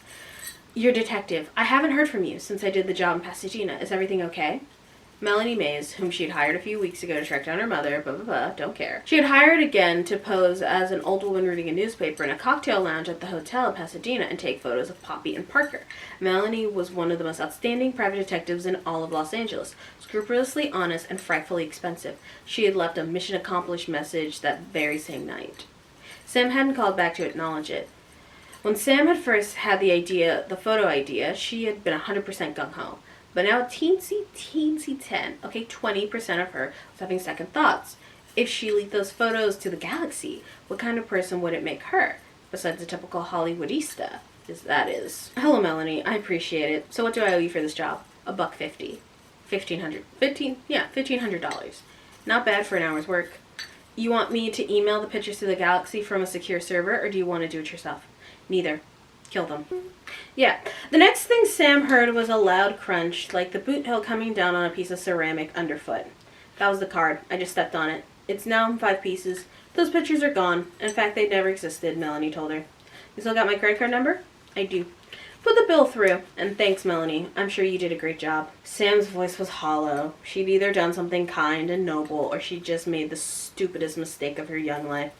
She said goodbye, called Parker, and left him with the world's briefest message, saying that the photos were destroyed, but that he still had her eternal gratitude. And when she hung up again, she sat in the Hummer and stared into space. Kind, noble, or stupid, the worst part of it was there was absolutely no way to know for sure. Alright, so back in the plot, back with the girls, is that they go to a bar, and it's giving Coyote Ugly. Anna's like really excited to meet some actual firefighters, and then they end up at a Coyote Ugly style bar. She was at Cammie's house. Anna really understands how much work Cammie is putting in for Champagne, and she respects that. Do you think Champagne will appreciate all this? Anna asked, motioning to the monitor. Maybe. If it works, she'll have a new life, and if it doesn't, she'll have had some fun. Call it a win-win, wouldn't you? Yeah, I would. They take the photos, put it in a zip file, and email it back to New York. They're at the firehouse. The firehouse. Eat, drink, be rescued. Hot firemen appear. Sexy, beautiful men appear. And Champagne knows a good bit of them. There's drinking and dancing and merriment. As the three girls were led to an empty table by the fireman's host. By the fireman host, the rock music stopped and a bell clanged and red lights whirled. 4 firemen waiters came sliding down a floor-to-ceiling fire pole, all of them holding shot glasses full of red alcohol. Not a drop was spilled. They jogged in a conga line over to the table that had ordered the shots and presented them to delighted women with chivalrous bows. So we meet Bryson, another person. Shaggy-haired blonde waiter who couldn't have been older than 20 cut through the crowd towards them. He wore the same jean suspender getup as all the other staff. When he got to the table, Champagne flung her arms around him for an enormous hug and introduced him. You guys know each other, I take it? We definitely do. What's up, doll? He kissed Champagne on the cheek and then looked back at the table. So how do you guys know my cousin? They get the models. They're so great. It's so good. They tell Miss Vandelier, and they decide to keep it that they are actual firefighters doing some calendar work and not to overthink it. Anna was quieter but friendly. She was listening to one of Bryson's friends, Granite was the name he went by, tell a joke when the music stopped and the fire bell clanged and the red light whirled. By now, everyone in the place had started to clap rhythmically when the fire drill bell sounded. Anna clapped right along until the last firefighter came down the pole, and then she stopped because she realized that she recognized the Botticelli tattoo on the arms of the final fireman. Where Anna watched as it took a moment for Kane to register what he was actually seeing. Anna, probably the last person he expected to see at the firehouse, watching him. He did a literal double take. He delivered the shots, took his bow, and then bounded over to her table. Anna could say this for him. He was sang-froid, was as steady with his shirt off and women cheering as it was with his shirt on at the top of the Ferris wheel. Hi, I'm sure you never did think you'd see me here, Anna finished her sentence for him.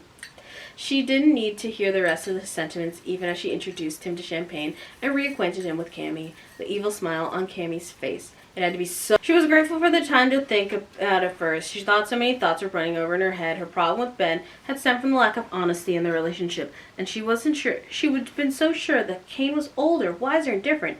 Did any guys ever tell the truth, ever? But what did Kane owe her, really? It wasn't like he was working for a male escort service. He wasn't even a stripper. So, boring money manager by day, object of female lust at a firehouse by night? I have a wide variety of interests. Why didn't you tell me?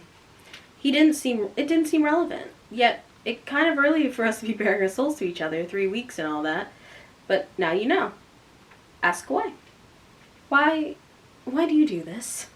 I have massive debt from undergrad and grad school. This is how I'm paying them off. It's honorable work. He took a sip of his drink.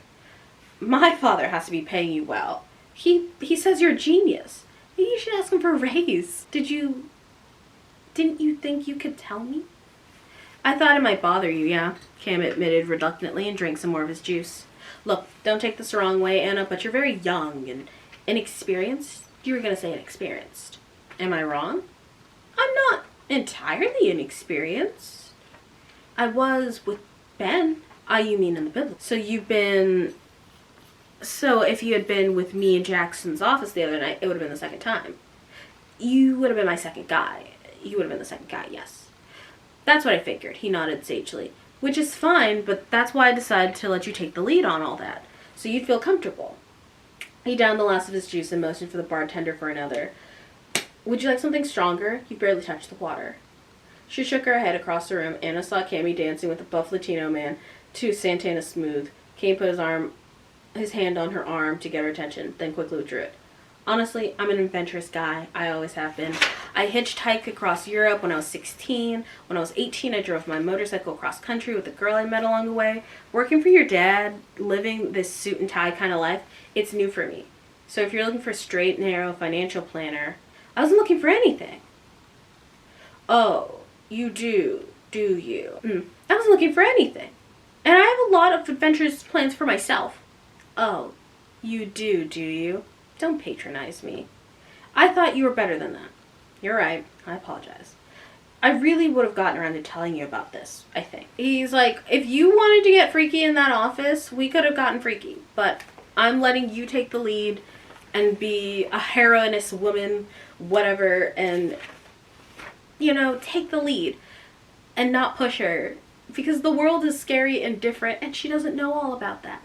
She's baby. So Anna drives home, and when she comes out, she leaves her house, she sees Django with Citron, and Citron is Django's sister. Who could have guessed? The only two bayou-ass bitches in this book series are related. She tells her dad about the fashion show.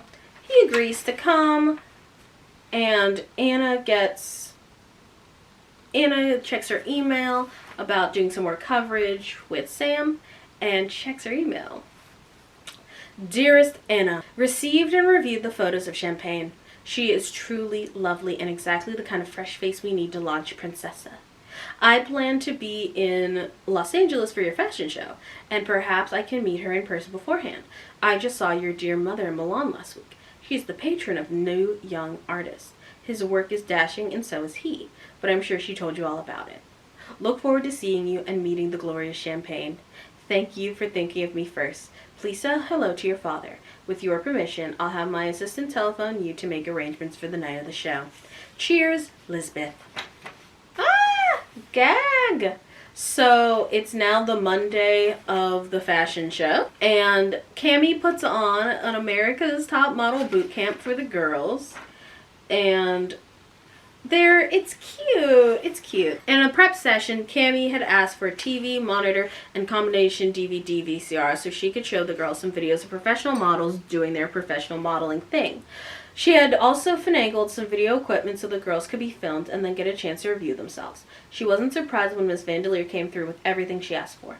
Her models were identified by name badges. Exquisite, Mai, both hailed from the Bellflower section of Los Angeles. Each was striking. Exquisite was taller with crisp-cropped dark hair and startling green eyes. Mai was shorter with perfect figure, much like Dee's. The other two girls were from East Los Angeles. Daisy was quite tall, close to 5'10", while she was far too voluptuous to be a runway model, easily a size 12 or even 14, and had a serious gap tooth look. She wore a jet black Escada knockoff dress she had chosen for rehearsal exceptionally well. Her friend Consuela was more boyish and athletic, with beautiful lips and thick, glossy hair. Alright, so we get to meet, that's 5 with Champagne, Anna, Cammy is 7 models. Listen up! Cammy strode to the taped catwalk. First, everyone's got measured and fitted in this morning, right? They took your shoe sizes. If anyone didn't get measured, see me when we're done. Your shoes should be ready tomorrow. I've asked them all to have scratched soles. Why scratch soles? Smart question, Exquisite. The scratching is for your protection, to give you traction. New shoes are very slippery, which leads me right to the not falling on your ass thing. I've done it. Every model has done it. It isn't pretty. Do we get to keep the shoes? Champagne asked. Cammy smiled to herself. She had spoken with Vandelier about this exactly, and had extracted a promise from the organizers that the girls could indeed keep their shoes. Definitely. The shoes are yours. An hour later, Cammy began videotaping each girl in turn on the mock runway, and 15 minutes after that, they all sat down to watch the tapes. Champagne. Cammy didn't know much about any of them except for Champagne. but they were all in at-risk program, and they had all been facing challenges far bigger than whatever Chloe or Aliyah. They were from neighborhoods that Cami had never ventured to, and even with a driver, and had family incomes that probably didn't equal in a year what her father earned in 3 days. Yet here they were, giving it their all, excited because they get to be in an actual fashion show and take home a single pair of designer shoes. In another time and place, she would have been contemptuous. Now, though, Cami just felt good, and they were having fun. She even suspected that she might have something to do with it. Guys, there's nothing I can tell you except this. What Champagne just did, you can all do. Bye-bye, Giselle, Kate, Tyra, Heidi. Here are Champagne, Consuela, My, Daisy, and Exquisite. Ah! Cami's growing and maturing and being a good person. She's... I've always found Cami to be a likable, endearing character. She's a bitch, but she's a bitch with a backstory, and I love her for it. Ugh. Cami is changing. She's dark and weird. She's going back to the same club twice in 2 weeks as she heads in to Triste. She gets into Tris. They're doing some big special night, and Ben leads her back to the not VIP area, but the management area, because what, is Amanda gonna be mad at him? Nah. He's got her champagne, her favorite champagne back there that he got because she said that she's gonna be there. They're having a little chit chat, and Cami always supports his most based ideas, his base instinct. So how's this Monday night thing gonna work out? Been working out. So far, so good, he sat down next to her. Not too close, Cami noted, but close enough. I'm psyched about it. I have all these ideas for a sort of modern version of a salon, you know? With poets and rappers and playwrights, but not that experimental shit that no one can stand like you'd find at Santa Monica or at UCLA. Very Hollywood, which means quality. So open your own place, she suggested, crossing her left leg over her right towards him. Princeton first, my own place second, third, and fourth. But yeah, I'd be lying if I didn't say I'm thinking about it. So, how's the fashion show prep going? Ooh, and how's Anna doing? The lack of eye contact wasn't a dead giveaway. There was so much she could tell him. Like how Anna had found out that Tattoo Guy was a money manager by day and a bare chest firefighter style faux stripper waiter by night. But that would only fuel his hopes of a Ben-Anna reunion. How'd you think, Ben? She was great. She was great. Cami agreed, thinking about Ben and Anna lip gloss she had seen outside of Raymond's salon. What's up with the two of you anyway? He's like, I feel like I would be able to walk away from it. And she's like, well, you found it easy enough to walk away from me. I was younger, dumber, and who the hell knows? It was high school. If it bothers you to have to talk to me about her, no, it's fine. Because you're so into Adam, I get it. Right, she said.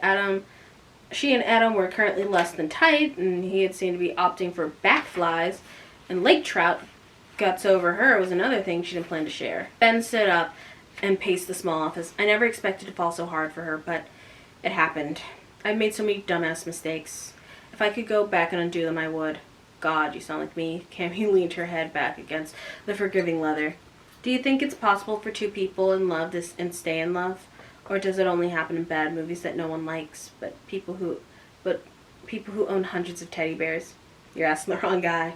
My parents, I don't think they've actually really ever been in love for a long time. Plus, my dad's always either gambling or chasing tail, or at a 12-step meeting, undoubtedly chasing tail. I'm a little short on role models. I'm not, Cami replied thoughtfully. I know you don't mean your stepmother, Patrice. Not hardly, she insisted, wanting to tell him about the letter her mother had left her, but at the same not wanting to open up that much. It wasn't like Ben loved her the way he loved Anna, and she really did love Adam. At least she thought she did. Oof, Ben grinned wildly. There's no one on the planet like you, Cami. I'll take that as a compliment. You should. He pressed his hand against her cheek, and he looked deeply into her eyes. It sucks that you lost her, Cam. It really sucks. But it would suck worse if I never had her at all. Slowly, she watched Ben's face come towards her. She remembered exactly what it felt like to kiss him. The texture of his lips and the way he would sigh from the back of his throat, his hand tangled in her hair. And she wanted it. She really, really, really. But just before his lips brushed against hers, she pulled back, and so did he. Bad idea. His voice was husky with desire. Yeah. He picked up the champagne. Don't take this the wrong way, but you are not the shallow, self-involved chick you used to be. What? You're allowed to grow up and I'm not? Besides, you're here with me. You were mostly with me from the hours of 10 p.m. to 6 a.m., so what does that say about you? Ben nodded. I deserve that. But the thing is, if things were different and we had gotten together, his eyes met hers, and Cammy felt as though they were piercing her heart. It would be so much more. Ugh! And at that point, I said, screw it. I'm rooting for Cammy and Ben. I'm sick. I'm sick of boring. I want something exciting and stupid.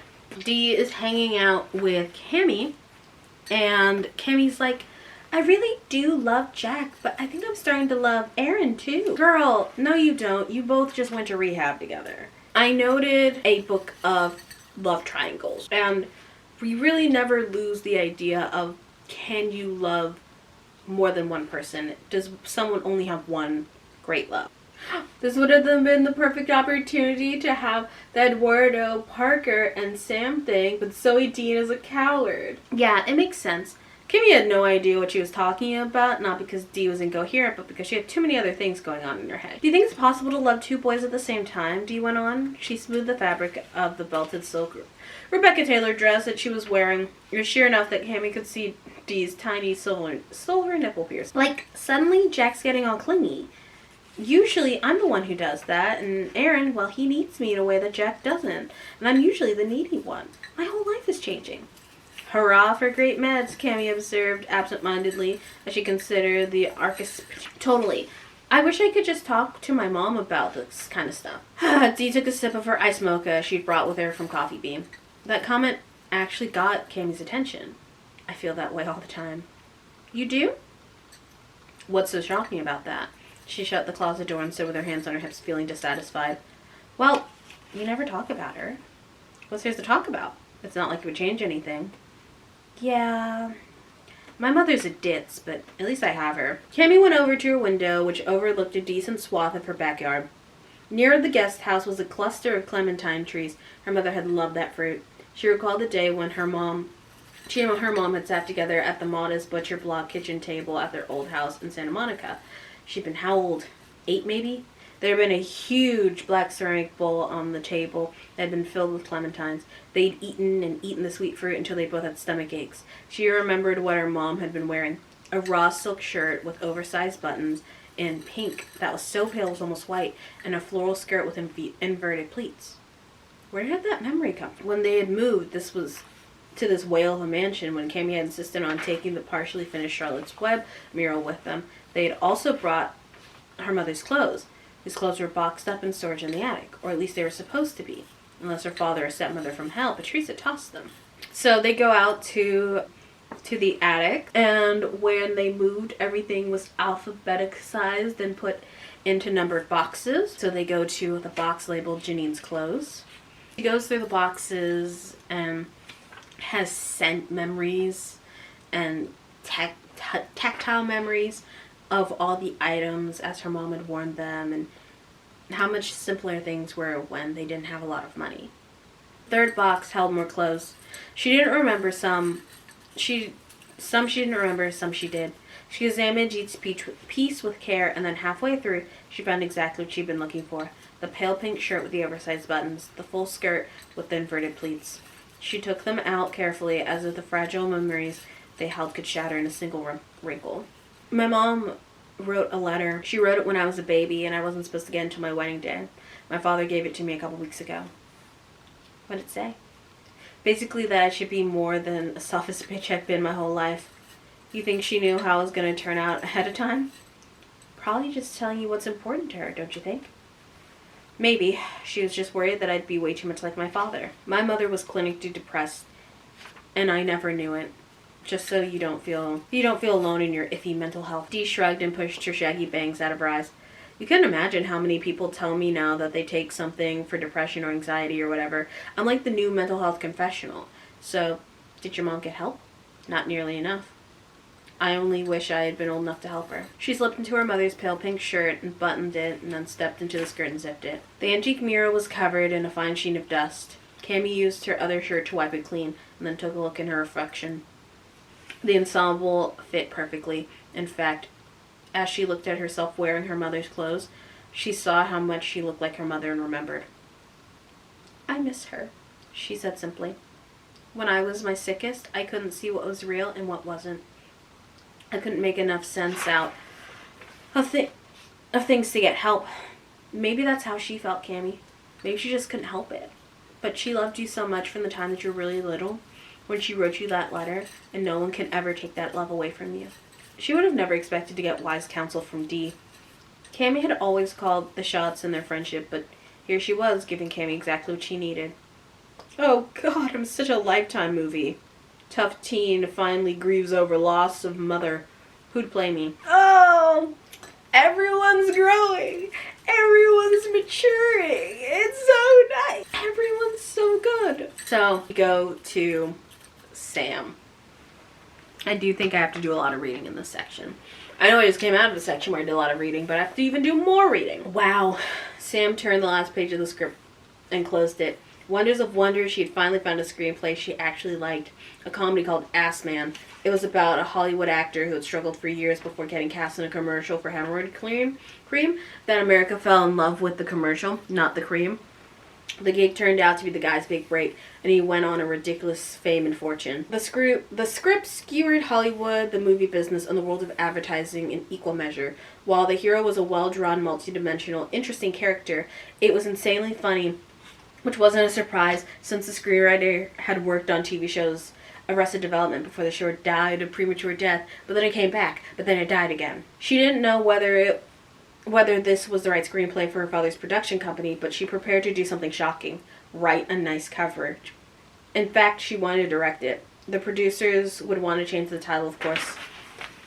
She'd fight to keep it. It would be a hell of a battle, even though she'd probably lose. Hold that on the wall. Hold that on the wall. How's the one you're reading? She asked Anna. Have you ever heard The German Band? It's about an old man who refuses to believe World War II is over. Dreadful, huh? You can't imagine. The lead character just did a 3-page monologue in a bunker he dug behind the Starbucks in Albuquerque about his relationship with his dead schnauzer. Who wrote it? Norman Shorman. Sam thinks about what she did for her father and what she didn't do for her father in not fucking nailing Poppy to the cross. What was weird is that even though it was over, she couldn't bring herself to talk about the aborted Parker Poppy project with anyone. Not Anna, not Cammy, not even Eduardo. 5 different times she started to tell Anna about how she applied to take Poppy down. 5 different times she couldn't get the first word out of her mouth. You need to read the one I just finished, Ass Man. It'll restore your faith in screenwriting. There was a knock on her closed bedroom door. Yeah? Come in. It wasn't one of her maids. It was Jackson. He was wearing a red silk robe and white pajama pants, and he looked like he'd just come from the shower. Under his right arm, he carried several movie scripts of his own. Hey now, that's what I like to see. 2 smart girls writing coverage. Can I tell Bo in the kitchen to send anything up for you? We're good. Sam nudged her chin towards the scripts he carried. What you been reading? Funny you should ask, Sam. You wrote the coverage for this thing by Norman Shorman, Burnt Toast. He flipped to the first page and read aloud. Norman Shorman deserves to be amongst the pantheon of top film industry writers for life. Sam gulped. How had her father gotten this coverage already? And I just fudged a few days. I just read the whole screenplay. It's definitely one of a kind. That's exactly what execrable shit should be used for the toilet training small pets. You know who Norman Shorman is, don't you? In real life? Isn't he Andrea Jacobson's son? Sam ventured. Yep, and he needs to find a new career. Maybe as a sanitation engineer. Of course, being who he is, he'll probably end up becoming a development executive. What's with the glowing coverage, Sam? And don't bullshit me. The script doesn't deserve it. Dad, She was shocked when Anna jumped in on her behalf. It's my fault, Mr. Sharp. Sam wrote something like that, but I changed the coverage. You what? Changed it. Sam wrote the original, saying that the screenplay was really awful, but I went to your office at the studio late one night and changed it. When Sam told me who had written the screenplay, I thought it was the right thing to do. And why did you think it was the right thing to do, Anna? Because it was confirmed it would get back to his mother and reflect badly on your production company. Sam noted that Anna had been careful not to say reflect badly on Sam. This was all your idea, Anna? Yep, 100%. You backing that story up? Where were you when this happened? Not there. Sam knew she was being evasive. Jackson sighed, but didn't press. With your boyfriend, probably. And you let Anna do your dirty work for you. Sam didn't. I wanted to do it. If she had known, she would have stopped me, I'm sure. Once again, Anna to the rescue. The story seemed to satisfy Jackson. He rose and tore Anna and Sam's coverage off the front page of the script and ripped it to shred, letting the confetti fall into Sam's white, silk-upholstered Kevitt bedspread. Just this once, I'm going to write a coverage of a screenplay, and when I'm done, I want you both to read it, because you'll each learn something useful that you might use in the future. It'll be an exercise in neutrality. 5 pages long, and by the end, Andrea won't be able to tell whether I liked it or hated it, which is exactly on purpose. No wonder her father was so successful and made few enemies in the business. Jackson? He turned towards the door, where his personal assistant, Kiki, now stood nervously. No, Sam corrected. She looks scared to death. What the hell? What's the matter, Kiki? Did you just read Burnt Toast too? Did anyone call from the Galaxy? That rag? No, why? They just messaged over an early edition of what's publishing tomorrow. What is it? Did they Photoshop a picture of me kissing Tom Hanks at the toga party, or put my head on someone else's body and say I need to spend more time in the gym? I think you need to take a look at this. Then she did a very un-Kiki-like thing. She dropped the copy of the Galaxy on the floor and fled. Jackson sat back down on the square cushion. Get that thing for me, Sam. She did. When she saw the front page of the Galaxy, she did a reasonable imitation of Kiki, her face going white. The headline was a screamer. Action Jackson's wife finds action of own elusive Galaxy pics. The 2 front page paragraphs on which the headline had been superimposed were utterly damning. One was of Poppy at the toga party, passionately kissing her yoga instructor, Bodhi. Despite its poor quality, a cell phone camera had clearly taken it. There was no doubt to the identity of the subjects. The other picture had been taken in front of the Vagabond Inn and at the far reaches of Ventura Boulevard, but at the butt end of the San Fernando Valley. This time, Bodhi's hand was clearly on Poppy's right breast, and they were sucking face. Much clearer photo. This photo was professional quality. What is it, Sam? Shit. These were completely different photos than the ones taken by someone else, even though they were about to do the same thing to her father that Poppy had wanted to do. Oh my god. Sam, she had to read it upside down, but she got the gist of the article. Bodhi was a yoga teacher who liked to step out, though he preached abstinence as the key to long, happy life. One of the other guests at the toga party had been having an affair with him too. When she saw Bodhi and Poppy kissing, she had snapped a picture and then sent it to the Galaxy, which had put a tail on the yoga teacher. The photographer had caught Bodhi and Poppy at the Vagabond Inn and had followed them back to room 301. The rest was history. Finally, he closed the magazine and took his BlackBerry out of his pocket of his dressing gown and pressed a number into speed dial. When he spoke, his voice was as smooth and melodious as an appearance on Leno. Poppy?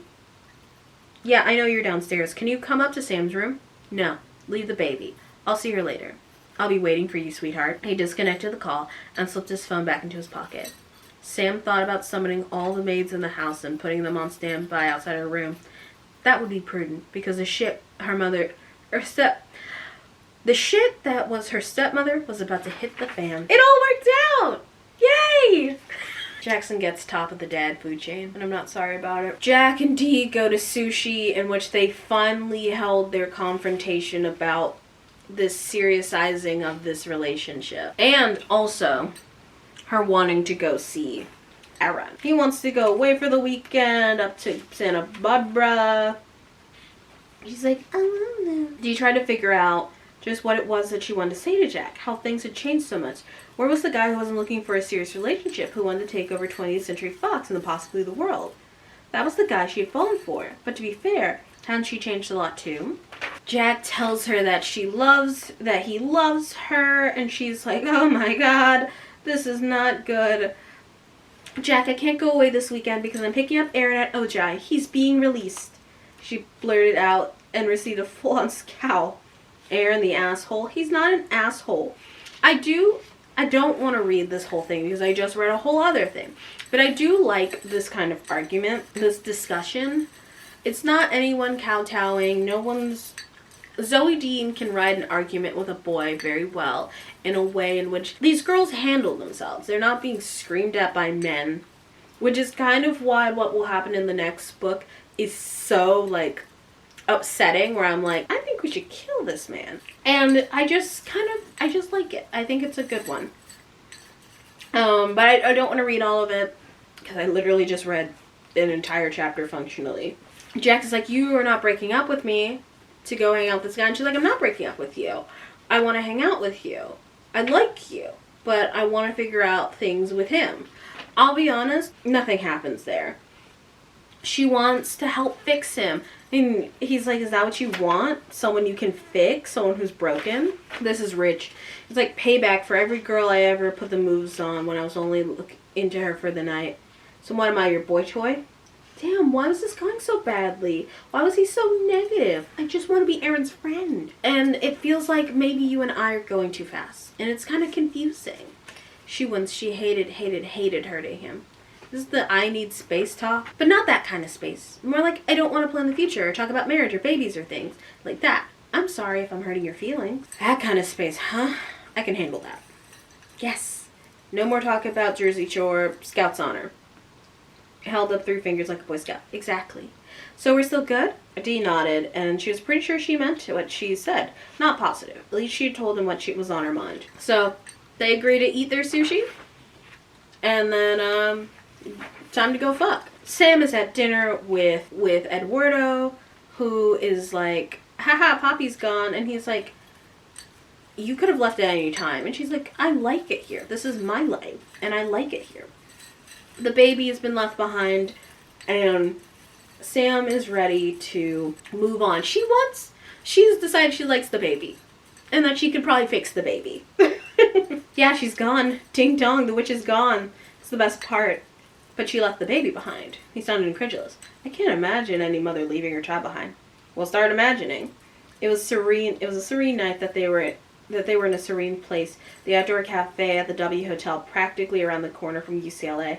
Sam couldn't help but feel extremely pleased about the departure of Poppy Sinclair Sharp from her father's Bel Air estate, to be soon followed as possible, one can only hope, by the departure of the name Sharp from Poppy Sinclair. It was almost enough to make one believe that the H in Hollywood stood for higher power, and that said higher power had booted Poppy out on her cheating ass. How do you feel? Do you feel better now? Better than I have all year, since I still got married anyway. That's sad in a way. Please, he only married her because she was pregnant. My father's an old-fashioned guy. The waitress, an Italian girl with a riot of dark curly hair springing free from the bun she clearly had been told to wear to keep her hair out of the food, brought over a fresh basket of homemade bread. Your happiness is so tied up in what your father does or doesn't do. You just finished high school. You could have moved out of that house any time, and you wanted. Certainly since we came back from Peru. And yet you stayed there and let yourself be irritated by her. Of course that irritation is now gone, but what's going to happen with the next young actress your father meets? You told me he has a pattern of this. Sam hadn't expected his response. She hadn't even considered that this would be his response. She actually hadn't thought about it at all. What was harsh about it was that Eduardo was speaking the truth. She could have gotten the hell out of there if she really wanted to.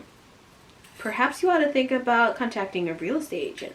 There are some wonderful condominiums not far from me. Okay, you have a point, she conceded. However, it's my home. She was using my father, and it seemed to me the only one who should leave is her.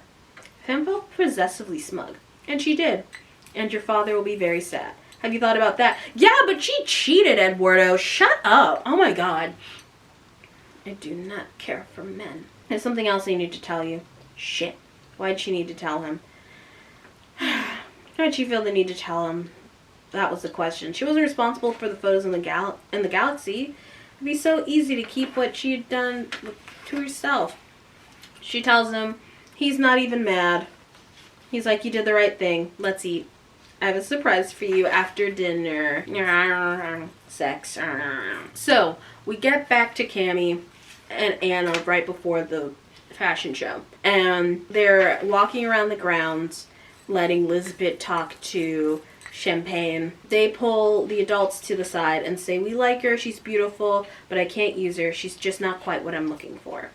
Anna hadn't been much in favor of this whole modeling thing for Champagne, thinking that there were better things for a girl as smart as her to do with her life. But now they come so close and she'd found herself terribly disappointed. And then Cammy rips into this woman and calls her an old dirtbag and that you're going to come begging in a few years, desperate for Champagne to do a commercial for you. And you know what I'm going to tell you? I don't work with uncreative anachronisms and neither does my model. So call Pac West and realize you're only getting second best. Elizabeth was obviously stunned, but didn't say a word. She simply turned and walked away. As for Cammy, Anna couldn't believe she actually was smiling. You have so much to learn, Anna. She'll respect me for fighting for my client. If I don't completely believe in Champagne, then why should she? This was unbelievable. Impossible. How could Cammy even think in this direction, let alone curse out the CEO of one of the biggest cosmetic firms in the world? That's exactly what Anna asked her. It's simple. Anna, I am who I am, and where I am is where I came from. When she was talking, it was like I was having a fucking revelation. Well, maybe you could fill me in. Okay, first of all, you worry too much, Cammy motioned Anna to get one of the wooden benches. Secondly, you don't know what fun it can be to say exactly what's on your mind instead of always fudging it.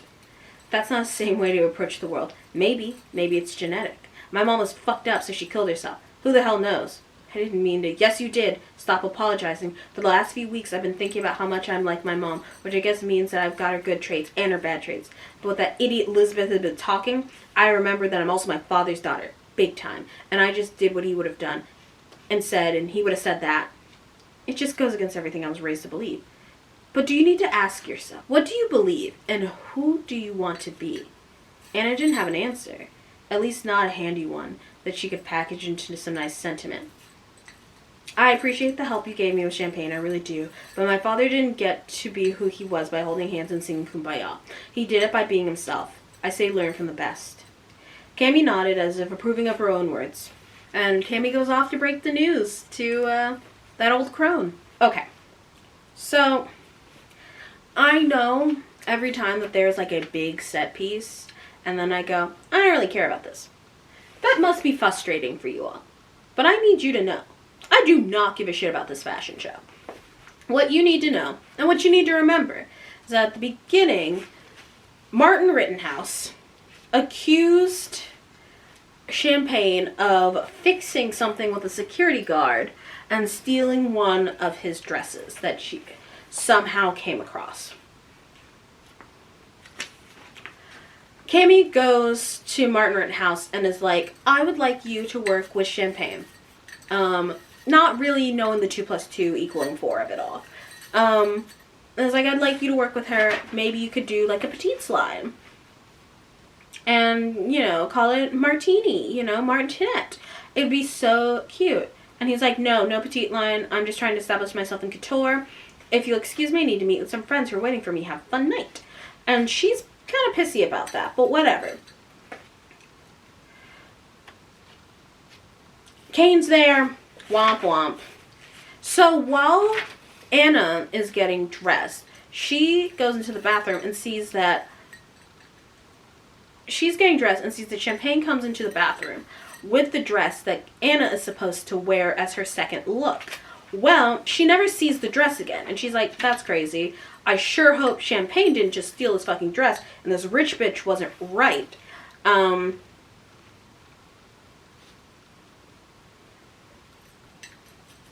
She's gonna go hang out with Kane after the show. Showtime. She had invited Ben, but I think Cammy did. They can't find Anna's second outfit. Why haven't you changed? It's everyone's favorite. Put it on, put it on. I can't. So they look at the rack and they find this sheer thing.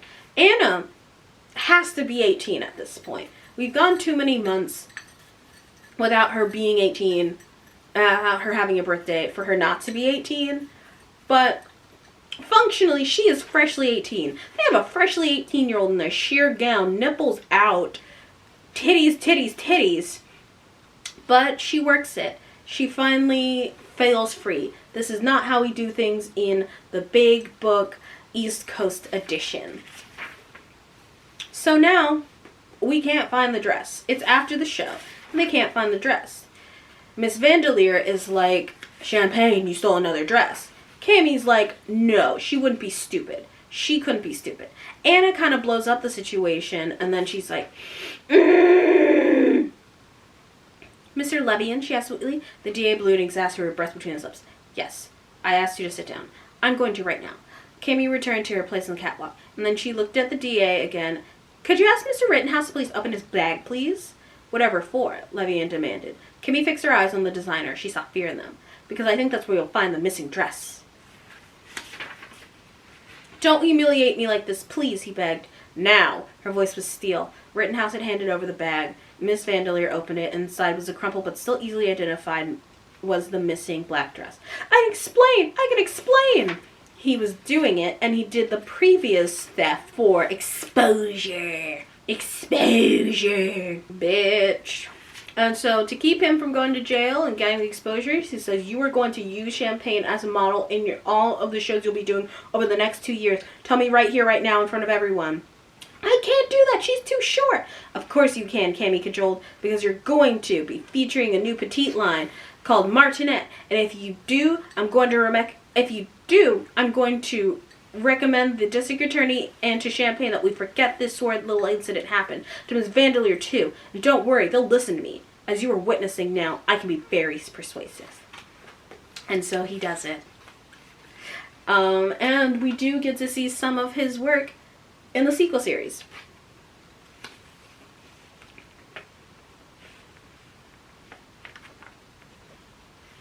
Everyone's drinking and dancing. Did anyone ever know anyone? Or was it that everyone had two sides, different faces seen by different people at different times? Neither her father or her self-involved mother-in-law had shown any interest in attending, but her friends were out there and her new client and Ben. She calls, Adam, I'm telling you this sincerely. Come back. I'm here. I miss you. I want you. But being in Michigan is more important than you being here with me, then oh well. So I hope to see you soon. I'll be waiting for you. Don't call me. Just make it happen. Sunday night. Midnight. Bye. Zell, Eduardo's friend, is giving out dresses and cards, and Sam is just like, I don't trust you, bitch. He runs into Parker, who runs into Citron, so they get to be an item now. Anna gives Champagne some good luck. She runs into Ben, waiting for Kane. The Monday night thing is great. You really need to come check it out. I loved it. I love it. I feel like it's mine. And you know, I'm in charge, and that feels good. He smiled. Did you hear Sam shout when you were on the runway? You were up there hot. No post hot. Kane arrives. They're like, oh my god, you met each other at the ArcLight. And Anna does her hot girl speech. So, are you ready? Are you ready? I'm saying it more to myself than to you. You two know each other. You met at the movies, at the ArcLight, she reminded them. Where had she ever gotten such an idiotic idea to bring these two together? I remember, Ben responded coolly. Kane assessed her as coolly. What's up? Anna took a deep breath. She would not lose her nerve. Thank you both for coming. What kind of thing is that to say? Where did you think she was, cotillion? She started again. I hope you both will hear me out. Ben, we met on a plane and things got intense between us very fast. Too fast, maybe. I wanted too much, expected too much, and that wasn't fair to either one of us. Kane, Ben and I were having problems, and you and I met and liked each other, and somehow I went from there to some kind of feeling that we were in a relationship. But as you pointed out, we aren't. I think because Ben and I got involved so fast, I sort of expected the same thing to happen between us, but I was wrong, and I'm not sure it's even what I want. The guys looked on in confusion, and she unfolded it as she read aloud. Date. Noun, a social appointment or a social arrangement beforehand with another person. You want us to date? Yes, both of you. Kane, both of us? Kane declared as if guessing Anna's intention. Both of you. I know you think that dating is kind of an antiquated notion, Kane, so you might not be interested, but I don't think I'm ready to just tie myself to anyone. So I want to date both of you. If you'd like to date me, if not, I can accept that. We share you, Pollyanna! Ben's tone was withering. No, not at all. There won't be any of that, you know. Kane actually laughed. How does this work? Good idea. Good question. She had no idea. I've never been in this situation before. So you're saying you're free to do what you want, and we're free to do what we want. That's it. No more of me feeling like I have to have a right to know what either of you doing when you're not with me. No more rushing to make something into a kind of relationship that takes time to build. So that's my proposal. Well, hell, I'm in, Kane replied easily. We'll just take it slow and see where it goes. I don't know about Romeo over here. He glanced at Ben, kissed Anna on the cheek, very close to her hips, said he'd be in touch, and then walked out. I love that slut. I love that slut. I fucking hate that guy, Ben said, staring after him. Anna resisted the impulse to respond. What, you really expect me to say is yes to that? Dating, after what we've been to each other? You think that'll work? He seemed incredulous. It would be so easy for me to fall right back into your arms. Maybe I'm crazy not to do it, but if we get back to that place again, I want it to be because we both thought about it and took it slowly and didn't lose ourselves along the way. He hated Kane? She hated the way he was looking at her. I wouldn't blame you if you told me to go to hell. We'll play it your way, he whispered in her ear, because I can't lose you. Toxic. Ugh. Who's talking about champagne? I have other news. I called Adam tonight in Michigan. I told him if his ass isn't back in Los Angeles in exactly 4 days, I'm breaking up with him. And I mean, enough is enough. Back to nature shit. One thing, if I do break up with Adam, I'm going after Ben. I thought it was only fair for you to know. And his mouth fell open. You're stuttering. He's not a prize, Cammy. Cammy's eyes went half-mast. Wanna bet? You want to jack Ben Beerbaum around? More power to you, because you will jack him right back into my arms. Well, lovely chatting and all that. It's been an interesting 2 weeks. I don't know about you, but I'm kind of glad I got arrested. She headed off into the crowd, and Anna felt her heartbeat quicken.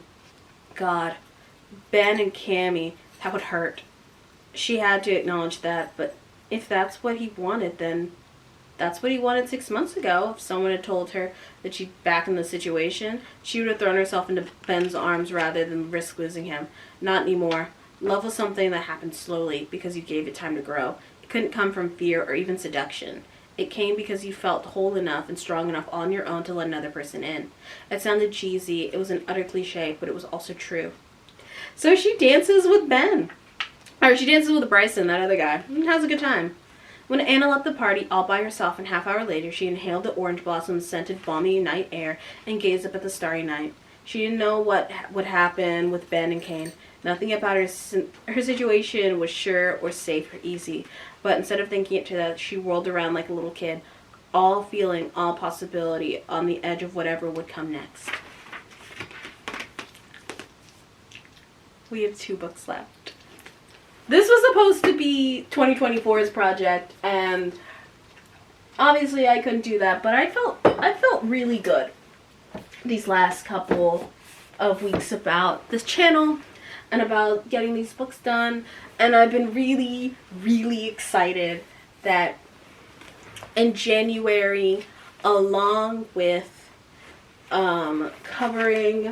finishing these, we will get into the Gossip Girl of it all. I am going to start carrying it around in my purse so that I can have it on me to read. Hopefully I can bust through the last 2 A-list books that I actually have to read in December and get into the Gossip Girl of it all.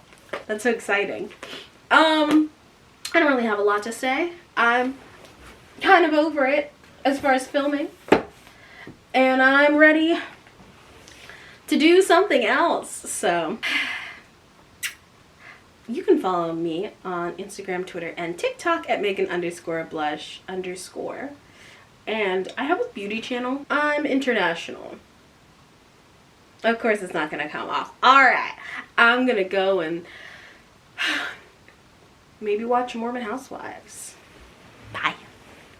Bye, bird. I like the real thing.